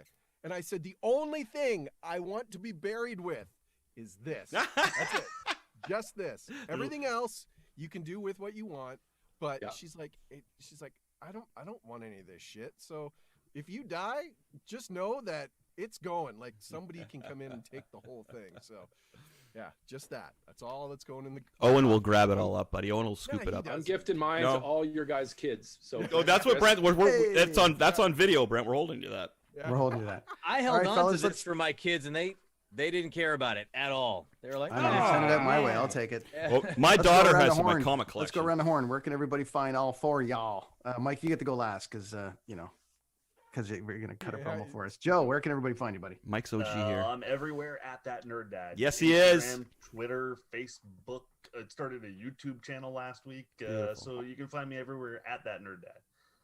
JJ. Of course, you can find me social media at Toronto JJ. The podcast is Unfiltered with JJ and Melanie. This past week, we had Dr. Jess O'Reilly, sex therapist, on the show. It was really great. We talked about sex clubs. We talked about splooshing, which is putting cake on your genitalia. It was a fantastic, entertaining, very informative episode. It's episode 56 right now. Fans. Unfiltered. Unfiltered with JJ and Melanie. Daryl. So you can find me at Daryl Spring on Twitter. The podcast is Daryl Talks to Bands, which it's ubiquitous. You can find it everywhere. And speaking of which, I had USS on the first episode last week, and Dean was on the second episode of season 2, which got published today. So excellent. Excellent. Yeah. And wrapping it up, Mike, what are you up to? The main man. You find me in my basement with all my toys. I brought that's the thing. I'm inside my recording booth right now, and so I've got a whole bunch of shit in here now that I have to haul out. No, same old. I will be appearing at some point on a brand new podcast coming from Brent. I think at some point, right? Yeah, sure. Yeah, we'll do that. I think sounds concrete. Yeah, now you're obligated. I think I'm going to be saying some things for your podcast. Are you talking about my podcast? Your podcast. Oh, Coffee. No. Coffee's on the way. Coffee's returning, but that's not as exciting as what everyone else is doing on here. So, anyways, that's what. Hey, guys, thanks for joining us for the thing and showing off the toys. We're going to do this again very shortly. Definitely. Is there any last minute toys that we're going out with, JJ? Is there anything else you wanted to get in before we go? Mike, anything else you wanted to get in? Or did you bring to the table what you had? No!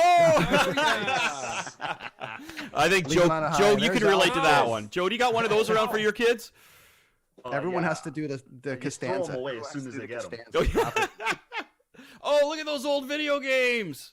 Oh my God. These are so bad. These are terrible. Well, then I'm adding to the mix. Dots. I got this and a Casio. And a Casio. Wildfire pinball. Yeah, does anybody remember the Wildfire pinball? Pinball's rad. Yeah. Oh, the Casio is great too. Is that an Alf? Hey, it's Alf! Wow. It is the talking cassette Alf with the cassette in the back. I'll make it say something.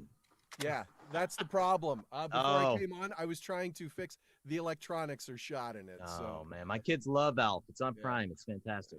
Is this toy controversial now? I think. That's classic. That's just youth right there, man. I had one of those, buddy. That's mint. That's nice. And also the kit. Oh, the Knight Rider. Those are OGs. I don't know. You can probably not see the date, but it's got stamped on the bottom there. I think it's like 84, 82 or something. Beautiful. Whatever. Yeah. Sweet. Those are they awesome. managed Favorite to TV shows. It's funny to survive think all the moves. Funny to think that 84 and 82 is considered vintage now. Yeah. Now I pretty feel old. really old. It's pretty old. It got really quiet there when you said that. Sure, I'm the youngest on this panel. Anyways. I was born in the 70s. You just got to accept it. And yeah, I love the 70s. Look, clearly Thanks we're not for joining able to. us, gang. Thanks for joining us. Grow up, it came from the basement, and stand by for all the highlights and all the things that go with it. Thanks for sharing your shit. Thanks, all right, thank you guys. That's awesome. Peace. Rad. Take care, guys. Yay! Okay, so I have one toy. So I'm going to show my toy off now. Here we go. So just gotta we got video. We got video from Todd. We got some stuff that's So 1 sec. Look at this. This is the rocket tubes from the Micronauts. Yeah. Oh, that's rad. It's all in there in the box. It's all there. Look at that. Like, let me see the whole box. What else is on it? There's it set up. Dude, that's cool. See the French? System de transport. See the French? Of course. Yeah. Of course. There we got over there. That's the same on the other side. I think that's... Oh, I'm losing my headphones. I thought Micronauts was pretty advanced. You know, like, obviously, like, Lego's a super craze now for everybody, but really Micronauts was a little more, I don't know. I loved Micronauts. Dude, like that's... I don't have any mine. No, but they're old, right? Like that's from the... That's dating myself right there, because those were before the Star Wars toys and everything. You know what I mean? You could interchange them and stuff, right? And then, of course, you got to have... Well, if it comes to the Micronauts, you got to have this guy right here. You gotta have Time Traveler, right? You gotta have him. So I got a bunch of these, man. This is like... I could have brought up a box of every action figure still in the original packaging from the Revenge of the Sith movie. I have them all. Like, I sold a song to Ontario Tourism, and I took all the money and I went to all the Walmarts and I bought all the Revenge of the Sith action figures from Port Perry to like Toronto, man. And I went out with shopping carts and I had such a good time. But I have all those, but that would have took too long to go through and whatever. So yeah, so the Micronauts, the tubes there, man. You put these little guys in the tubes and it would send them around to different spots in there, right? And it still kind of works, but yeah, that's my classic toy right there. And this, of course, this was gold, man. Like this thing here, the Wildfire. Do you remember that one, Brent? Yeah, I do. Yeah, I was totally into all those little when games were portable. Like that's you were showing some, right? Games. Let me see those ones you had again. Well, remember when they had like a Q*bert and a Pac-Man? Yeah. Like the a mini versions of a tabletop thing. Yes. They're selling them now. They're selling them now still. You can get them at like Walmart and stuff, but Toys R Us, you know, you can also download it on your phone. So Brent, were your sports games though? What ones did you have? There was so many people on there. Oh, there we go. Oh, Space Invaders. Yeah. And hockey. Oh man, that one's great. That hockey one. I had Q*bert and Zaxxon. Zaxxon went missing. So I'm currently bidding on that on eBay, and it's like $500. I'm like, are you kidding me? So Zaxxon was a great game, dude. Like the 3D-ness of Zaxxon was mind blowing. I thought, you know, coming in like it wasn't really 3D, but it made it look like it was with the vector art, and it's so cool. I just pulled out. I had been trying to put my Atari back together. So what I did was, and it all happened on Sunday. Yeah. So I had the original 2600, but that was long gone. Mm-hmm. But I had the Junior, which is the small version with the rainbow logo. Yeah. So, and I hadn't played with it since it was in my parents' place. Mm-hmm. So somehow I just pulled it all out the other day, but it doesn't work. Oh no. So what I'm going to do is so there's that new Retron, or there's a new one, like it's a reissue. It's smaller. It's probably brand new, but it's not as fun for me. Like I have to have the wood grain original. The Woody. So I'm like, so I'm looking to buy that right now. I'm in a little bit of Atari mode. But you know what the problem is? Those games are not good. No, they make me feel okay for a minute, but they're just not good. I mean, come on, guys. We know, like, Pac-Man was okay, but like, you know, I've tried to like some of the sports games. I thought, well, hockey was kind of fun, wasn't it? But you know, I remember Blades of Steel. I love. Well, that's Nintendo, right?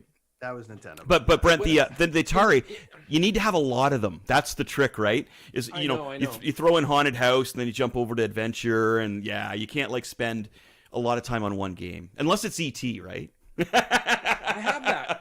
That was that game. It's terrible. It was rated the worst game ever. I know. I had it. That's because they couldn't finish it, right? They made it so you couldn't finish it. Well, no, by accident. By accident, it was a thing. We got some guest videos, and then we'll wrap it up. We've been going as it goes. Lonnie's on the controls here, but we got 2 guest videos that sent in a 1-minute clip of their toys, including some guys from a podcast called Comic Book Keepers, which are pretty rad. We joined this conglomerate with them. They added us to this network of comic book nerds and people that are doing it. So there's a whole bunch of people on there. So Lonnie, do you want to queue up the Comic Book Keeper? They weighed in with a cool. I'm looking forward to seeing. Hey kids on the Escalator podcast. My name is Lance and I am one half of the hosts of Comic Book Keepers podcast, where we do deep dives into everything comic book related. And I am here as part of the It Came From the Basement segment to talk about this beast right here. This is the Mighty Morphin Power Rangers Dragonzord Battle Mode. And you could do a lot of different combinations with it. I still have the Tyrannosaurus Zord here. and you could do all these different combinations, and it was just a fantastic toy. It was one of my favorites. I really don't care that it's missing stickers and accessories and complete parts of the tail and the weapons. This has been mine since the very beginning. I'm a 90s kid, so this was like the epitome of my childhood right here and Power Rangers show. If you want to check out our podcast and learn a little bit more about comic books, you can find us at CBKcast on Instagram and Twitter, as well as just searching for Comic Book Keepers on any of your favorite streaming platforms. Thanks for having us on. Son. And I wore it on Jimmy Kimmel for our first gig on the last Slash tour. Yeah. So I just thought it would be good karma. But check it out. It's reversible. So it's also got the black side of it. Oh, that's See this? awesome. Oh, look at that. Is this the craziest, coolest jacket ever? So anyway. That's wicked. Did that work there? I had to pull it out for you guys.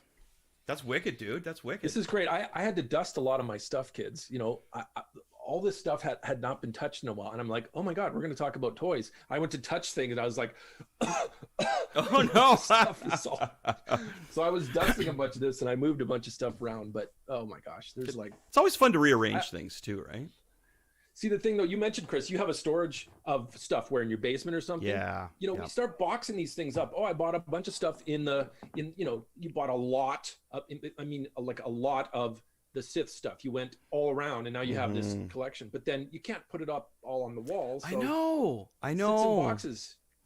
Like, it makes me sad, dude. You got any of that in your house? Do you have or are your kids currently playing with their stuff? And you no, I mean, I've got Chris gave me all the Justice League toys a couple of years ago. Like he had a Christmas theme going over the years. I had a bunch of that stuff. All my old stuff has basically it's gone. Most of it's gone from that time growing up because I got a lot of secondhand toys.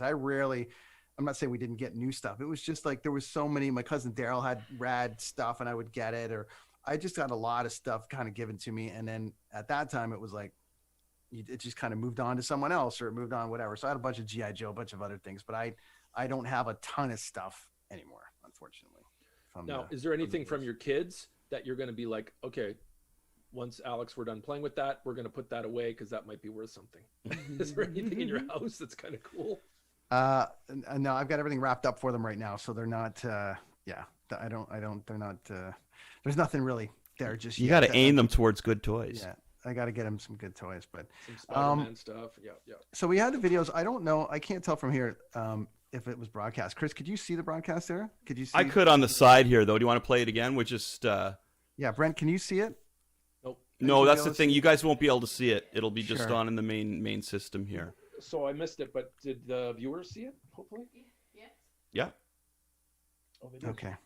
Well, what we'll do is I want to give them their due. So yeah, you want to play it again? Let's play it again. Brent, just tune in to the broadcast section on your phone or something, and we can check it out. Okay. Yeah. Yeah. And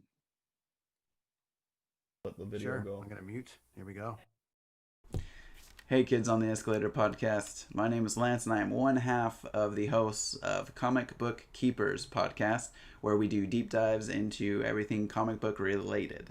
And I am here as part of the It Came From the Basement segment to talk about this beast right here. This is the Mighty Morphin Power Rangers Dragonzord Battle Mode. And you could do a lot of different combinations with it. I still have the Tyrannosaurus Zord here. And you could do all these different combinations, and it was just a fantastic toy. It was one of my favorites. And I really don't care that it's missing stickers and accessories and complete parts of the tail and the weapons. This has been mine since the very beginning. I'm a 90s kid, so this was like the epitome of my childhood right here and Power Rangers show. If you want to check out our podcast and learn a little bit more about comic books, you can find us at CBKcast on Instagram and Twitter, as well as just searching for Comic Book Keepers on any of your favorite streaming platforms. Thanks for having us on. Right on. A little bit of 90s toys there, right? That's good. Did you unmute us? Yeah, he's going on. You're all good? You're on mute, Brent. No, you're all good? Did you catch that, Brent? Well, I'm just watching it now. Oh, there you go. Technology challenged. Yeah. So Technology. I got it on my phone. 90s toys, Brent. Yeah, so back to the Power Rangers. It was Power Rangers, correct? Yeah, that's rad. See, I'm not too fluent in the Power Rangers. So that'd be cool. I like to get schooled on that a little bit. I heard they're rebooting that possibly, like they did with the Cobra Kai thing, the Karate Kid. I gotta watch that. My wife's watching it. She says it's amazing. Brent, same thing. My wife's watching it. She tells me same thing. You gotta sit down and watch this, Chris. I'm like, okay, well, I'm getting through this, and then I'll sit down and watch it. I'm on a Quentin Tarantino kick right now. I'm watching all these Tarantino movies. I got a channel where it just streams them, Tarantino movies. It's really, really cool. We got one more video. Oh, okay, great. Who do we got now? From a friend of ours that plays in a band with a guy that might be on this show. Oh. Who sent us a bit of a rad video. So for our viewers watching at home, please tune in to the next one. And Ilana, you got that queued up, ready to go? Yeah, I think this might rhyme with Holy Grail. Hello, kids in the elevator. It's Todd. Elevator! Right here showing off his vintage toys, of which I have many, but I'm going to show you my favorite vintage toy. It's more than a toy, it's an apparatus for amusement and joy. This is a 1978 Kiss pinball machine by the mother of all pinball machine makers, Bally. I've had it for 10 plus years, I can't remember. But this is the beauty of it, watch. Everything's in full working order. Wait for the noises, some great kickstart noises. And then this is been completely restored, mostly just lights and stuff like that go out over the years, but it's in perfect working condition. All night and party every day. That's what I'm talking about. I'm not very good at this. My good friends like Slash, Mark Tremonti, those kind of guys, they collect these machines. And they're really good. So I keep playing it, and we'll write down the name. But as you can see, it's a perfectly restored 1978. As a little lad, I'd come into the arcade, and this thing would just be standing there. And now, as a grown-ass man, I have this in my house. So come on over. Let's play some pinball.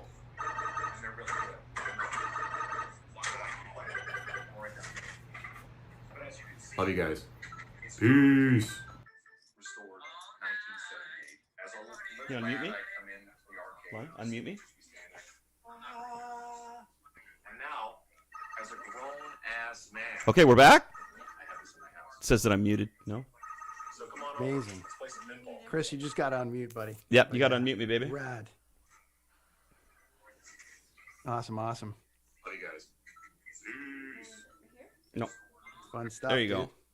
That's cool. Hey, there we go. Wow, that's the holy grail of Kiss stuff.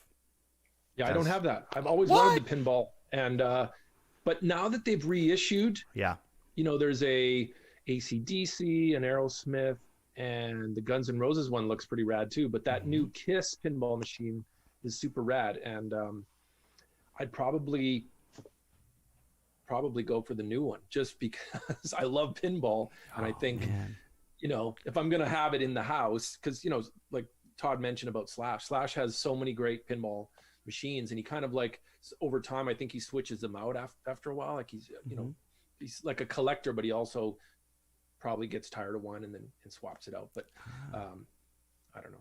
The Kiss one looks pretty cool. Yeah, dude, it does. Like I love pinball. That's one thing I really got to get.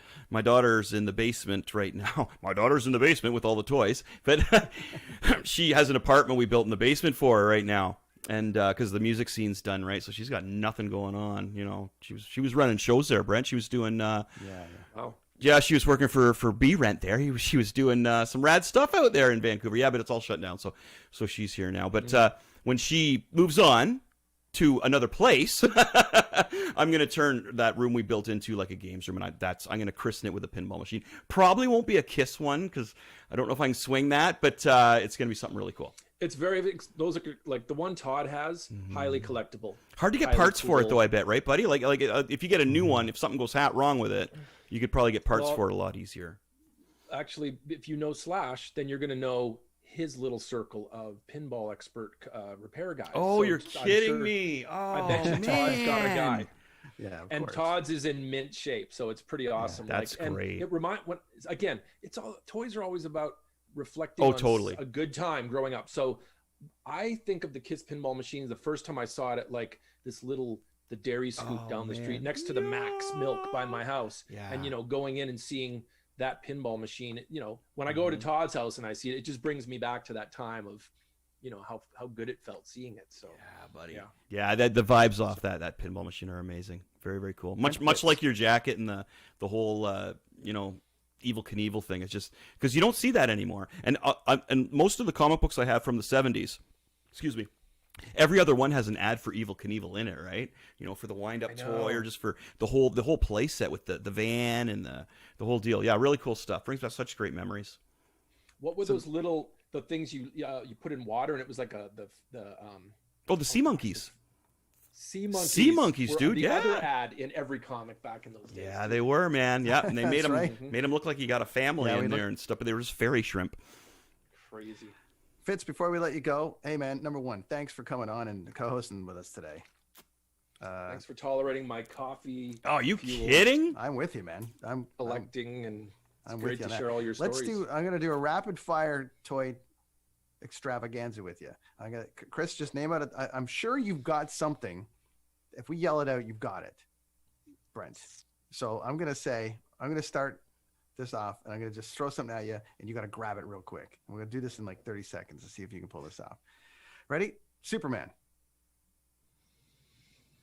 Oh, not handy. That's the thing. It's hard to just grab a toy, man. Yeah. Some of my stuff is on a shelf that's mounted because I actually put my action figures down. I don't want them to fall. Oh. So I can say, over here, I have something Superman related for you, and I can't get it for you. I'm sorry. But you got something. That's good. That's Beatles. tough. Beatles? The mug. You got the Beatles behind you. Yeah. Well, these are, Oh, wow. Yeah. You they're got right them there. all, man. It's great. Between that you and is Chris, you've got cool. the toy collection of the world. Okay. Man, you've given us 2 hours of your life. You've already been podcasting today. I didn't realize your toy collection was that immense, Brent. I'm impressed, man. Oh, man. I know you keep saying you got issues and stuff, but to me, it's just like, no, man. It's like it's heart. Honestly, it's heartwarming because when I was a kid, I had to hide this kind of stuff because I was in such a small town, right? So a lot of this stuff brings back even more warm memories because it was like my personal thing. But it's so cool to see that other people, other musicians, other human beings, other rad people enjoy toys and it makes them so happy as me. So I just like seeing that, buddy. Thank you. But you got to find a spouse, another half that tolerates. I've said that this stuff. Every anniversary. Yep. Somebody puts up with wives. My shit. I know both your wives personally, and they are very accepting and are let us do our thing, and this is why we have our stuff. Sometimes you need just a little bit of space. Our wife might need a little more room in the closet, but I'm okay. Like I just need some room for some vinyl. And I got but you see, your wife has horses, Brent. She's got to go. Whoa, that's cool. She's got to go to a ranch. You know what I'm saying? It's not as easy to put it in a room. So that's a good trade-off. Horses, awesome. House full of toys. Yeah, that's awesome. She's not home right now. She's at the horses. So I bet. Yeah. I'm allowed to play with you boys right now. And well, tell her that we appreciate it, my friend. Tell her we appreciate it. I will. Tell us all the things, Brent. Where can everybody find you with all this stuff? Because you've given us 2 hours, and I really appreciate it. Yeah, buddy. Oh gosh, it's just been great with you guys. Well, earlier I want to plug because earlier today I was on my own with my other band members, that being Todd Kearns as well. Took Talk. We do that every Tuesday, which is we talk about music and lots of Canadiana, and then so that's sort of like my most online presence right now because we're all dealing in COVID times. So there's not much music to talk about other than I'm on every social media and I'm not hidden.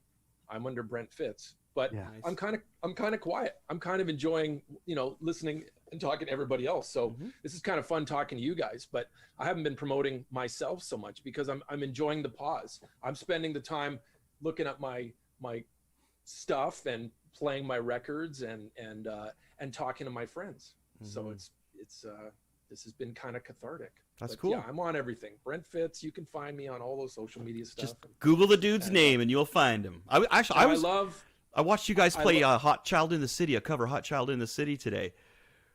Oh, Took. Yeah, probably. Well, that's been in the set list more recently because we put it on the most recent record. Yeah. But Yeah. I love that. I just love that song. Hot Child in the City. That's rad tune. Bow, bow, bow, bow. Just a rad tune. So yeah, Took does a cover of that, and I thought it was awesome. You see that on YouTube, man. Good stuff. That song is the era of these toys. It is. That's what I'm saying, right? Yeah. The vibe off that I got. Not that the originals are fantastic as well, but that one just. When I'm checking out a band, I always like to look at their obscure covers just to see what they're throwing in there, and when it's done really well, like you guys did, impressive. Loved it. Just love giving back for all the stuff we grew up on. Yeah, again, man. It's just a reflection of all the things I enjoy that made me who I am today. Toys and music and whatever. So cool. Well, thanks for sharing that with us today, buddy. It actually inspires other nerdy people to, not be so afraid of their collections. As I say, I hid everything when I was younger, man. I actually had a friend tell me in grade 9 that if I didn't play guitar so well, I'd probably get the shit kicked out of me every day. You know what I mean, right? Because they knew me and they'd come to my house and see like the Goldbergs. If you've seen the show The Goldbergs, I was like that kid, man. I had those toys everywhere, right? You know what I mean? That's what it was like. So yeah. But I appreciate hearing all the stories, Brent. Thanks for being on, buddy. Super cool, man. Yeah, thanks, guys. Yep. Let's do it again. Well, Definitely. Just do it tomorrow. Yeah. Let's continue. We'll have a nap. We'll get right back at it. I like it. This never ends, man. We got so many things to break down. That we can turn into shows with the people that we do. So yeah. But awesome to have you in the co-host chair today. Thanks, guys. And I'm empty. I got to get more coffee. Yeah, I hear you. I'm out of beer too. I'm gonna watch a little bit of The Crown. I got a few shows to get through tonight, and nice. Lonnie likes that. And I got to get through The Crown so I can get to Cobra Kai because that'll be the next one on the list. I've watched a bit of it, and I was really impressed. So I watched a bit of it. I was really impressed. I got to sit down and watch it proper. I think you'll dig it. Next for me. Donnelly, yeah. What have you been on? Are you watching with Archer? Your kids? I discovered Archer. I just got on Archer. I can't believe it. If you haven't seen it, I mean, everyone go there right now. It's like old style animation, like G.I. Joe, but better. The writing is unbelievable. It's like the funniest goddamn show I've seen, and I mean, it's been on since what 2009, but I'm just catching it now. Bob's Burger guy. Yeah, that happens, right? Archer. It's on Netflix. Too, yeah. It is deadly. It is the funniest damn show. I'm just making a note. Yeah, Archer on that. What else am I watching? Well, obviously we're on WandaVision now, and getting into that, and that's a whole show in itself. And then hockey. Hockey's back. I'm watching hockey. Yay! I'm in a hockey pool, I'm paying attention every single day now. And there we go. It's a Canadian it's a Canadian podcast when no matter what the subject is, you end off talking about hockey. Oh, and then the other show that, go ahead. Sorry, I just wanted to say, I was watching the Jets game, and you guys pulled me away from my darn game. Oh, to be on this. Who are they playing? But that's how excited I was. That's I didn't awesome. Care. But I just noticed the Jets won. Who are they playing tonight? They played Ottawa. Okay. They lost last night to Toronto. Yes, they did, buddy. Yes, they did. I know, but we don't have Patrick Laine, so we can. I saw that. Yeah. Look, no excuses. We're just getting all the teams, no preseason. Come on, everyone's just getting their season legs in. But it's gonna take a few weeks. All the teams have some interesting, like even the Canucks have, all these teams have trouble, man. Vancouver's in trouble. I know, but they have some cool new faces. What's the goalie? Is that Mark? We got Braden Holtby. Braden Holtby, okay. Who's from Washington? All of Vancouver's, everyone that helped Vancouver last year is now playing in Calgary. So yeah, that's wild how they do. That is really wild how they do that. Just the economics of the game. It's just the way it's going. There's lots of help that's needed. I mean, I was jumping down some people's throats because they're like, it's 3 games and that's it. The Canucks season's over, and there's only 56 games, so it doesn't take long for the season to be over. However, maybe they need those. The bottom 6 is rough. Yeah, it's rough. Get the choir boy jerseys going again. Maybe that'll help. Yeah, never know, buddy. The throwback. Thanks, Fitz.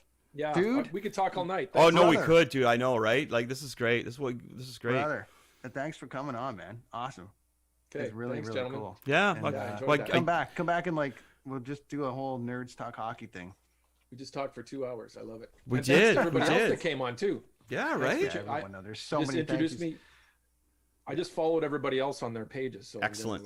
Mercedes and networking is good, man. Guys. Yeah. Oh, my dogs need to be peed. Here all right, yeah. Fill up coffee, buddy. I'm feeling the same about myself here. Good to see you, Brent. Always good to see you, my friend. Thanks, buddy. Later. Take care. Take care. See you in a while. Chris Machete, that has been 2 hours of stuff, and wow. So we haven't even gotten to half the stuff. We haven't gotten into the Skeletron update yet. We got a few things to get to before we get off of this thing. Yeah, because I got this is cool. So I got this. Check this. So look at it's an it's an ash can. It's an ash can copy. No, but it's an ash can. It's a mini version of a limited edition mini version of the comic book, dude.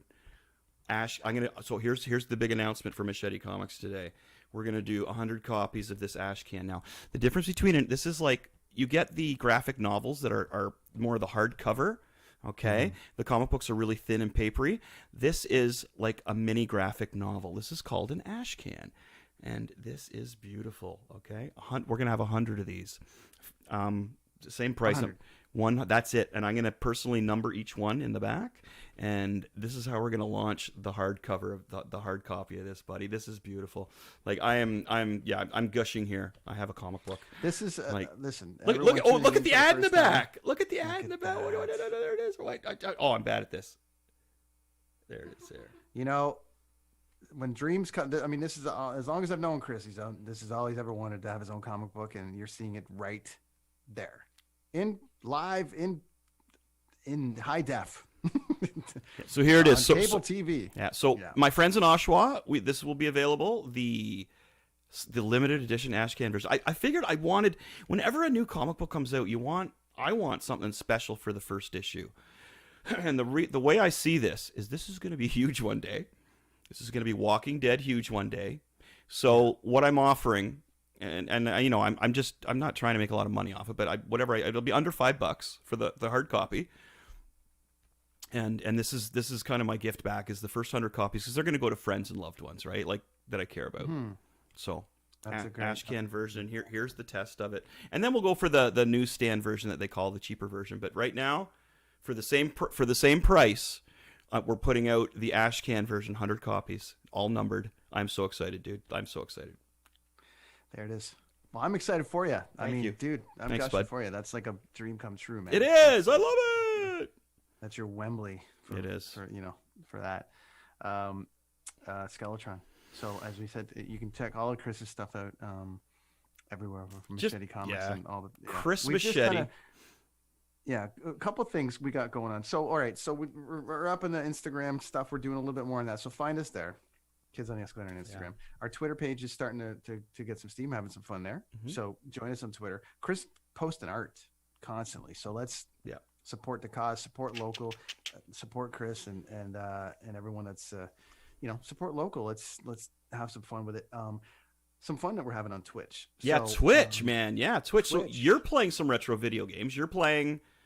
Well, I've been messing around. I've been playing with Rayman Legends, right? Kind of messing around, just sort of, commentating, going per world. So it's not like a 3-hour commitment. It's like, hey, I'm going to be on Twitch. I'm going to play this world for 10 minutes. Come join me. You can go through my struggles. Lonnie watched me go through my struggles the other day. And would you just fix this and finish the world? And I was like, and I'm doing the opposite. I'm playing Dying Light, and I'm going from the beginning of the game. And I put that in between doing my comic book pages. That's what I do to kind of breathe life into myself as I go kill zombies. So you can check me out doing that. And you can also check out our producer, who is an alien, who sidelines as my wife. That's her second role. First role's producer, second role is my wife, right, Lonnie? So, and we watch retro movies on Friday nights. And this weekend, we have E.T. So come watch E.T. with us. Find us on Twitch, Kids on the Escalator on Twitch. Follow us on Twitch. And for the people that don't know what Twitch is, it's what the kids are doing. Yeah. So go figure it out. Ask your kids. Here's a great excuse to spend some time with your kid. Ask them about Twitch. They'll be like, oh. And you can just click on the page, and then they're going to stream ET, and then you can watch the movie with Chris and Lonnie. Yeah. And they're going to sit there and it's almost like, remember the old DVDs you'd get, and you'd get, you'd watch. I was late to the game, but they'd have the commentary on the DVDs, and I never really was into it. But it was, if you look back at the DVDs with the commentary, it was your first real podcast, if you think about it, because that's when they were like, oh, in this scene we did this, and in this scene and they're talking throughout the movie. And at first I was like, that's distracting, and then you're like, oh, I'm actually learning something. Yeah. And so you can sit and with Chris and Lonnie, watch the movie. They'll laugh, they'll cry, they're going to do the whole thing, and you can kind of be there with them on Twitch. I'm also playing Roy McIlroy golf, so I've got a couple. Oh, we got to get a golf game going with some of our Blundell brothers on here and sisters, right? So I'm currently definitely sixth in my current round of my season going. So I've got round 2 going on tomorrow. Anyways, blah blah blah. Yeah. Twitch, come join us over there. Lots going on over there. I got to go to the bathroom pretty badly at this point. He's got to go. Join us on. Thanks to Dean Blundell and all the team. For Dean. there. But wait, Dean Blundell, where all the cool shit happens. That's the new slogan. That's my slogan for it anyway. We also have to thank everybody that came on today. Oh, dude. So many rad people that joined us today. We have new friends. We have to pee, but I'm going to just say we have to thank everybody. Okay, go. We got to thank them all. Go. I mean, okay. Nerd Dad, Joe. Nerd Dad, Joe, JJ. JJ. Mike. Mercedes. Jen. Yes. Brent Fitz, our co-host. Yes. We can't forget anybody here, man. Ray from Korn. Oh, jeez. I mean, come on. Yeah, Ray from Korn. We had Chuck Some from My great Mother stories. and Chuck from My Mother Earth. And what was the comic book company or the comic guys we had on? We had Comic Book Keepers. Comic Book Keepers. Follow them. Gave us some video. And Todd Kearns, thank you very much. For Todd Kearns. But Todd, I got to point out, involvement. it's kids on the escalator. No, we're not in the elevator. We're in the escalator. We're old. He's older than me. He'll be Dank in the elevator Ferrick. where I am. Damn it! Brenton on Tour podcast returns in early February. You can tune in now, get a little preview of the Journey for Java Coffee series this Friday. I have a preview episode coming out. It's only 10 minutes long. Wow. Thanks to Joe, Nerd Dad. I'm going to go with the Nerd Dad approach and do a 10-minute episode on a preview of what's coming up. I announce who my first guest is. You Seinfeld and Curb Your Enthusiasm fans are going to want to tune into that. And I also debunked the myth about dark roast coffee. So you got to tune in for that because it's a thing. Trust me. Cool. One last thing. I'm wearing a Super Zuka shirt, and it's awesome. And thanks to my friends at Blue Microphones for sponsoring and getting the sounds. Lonnie, thank you. Thanks to everybody for tuning in. We'll see you next week. Kids on the Escalator. Kids on the Escalator. Good times, rat dudes. Dudes. I got to pee.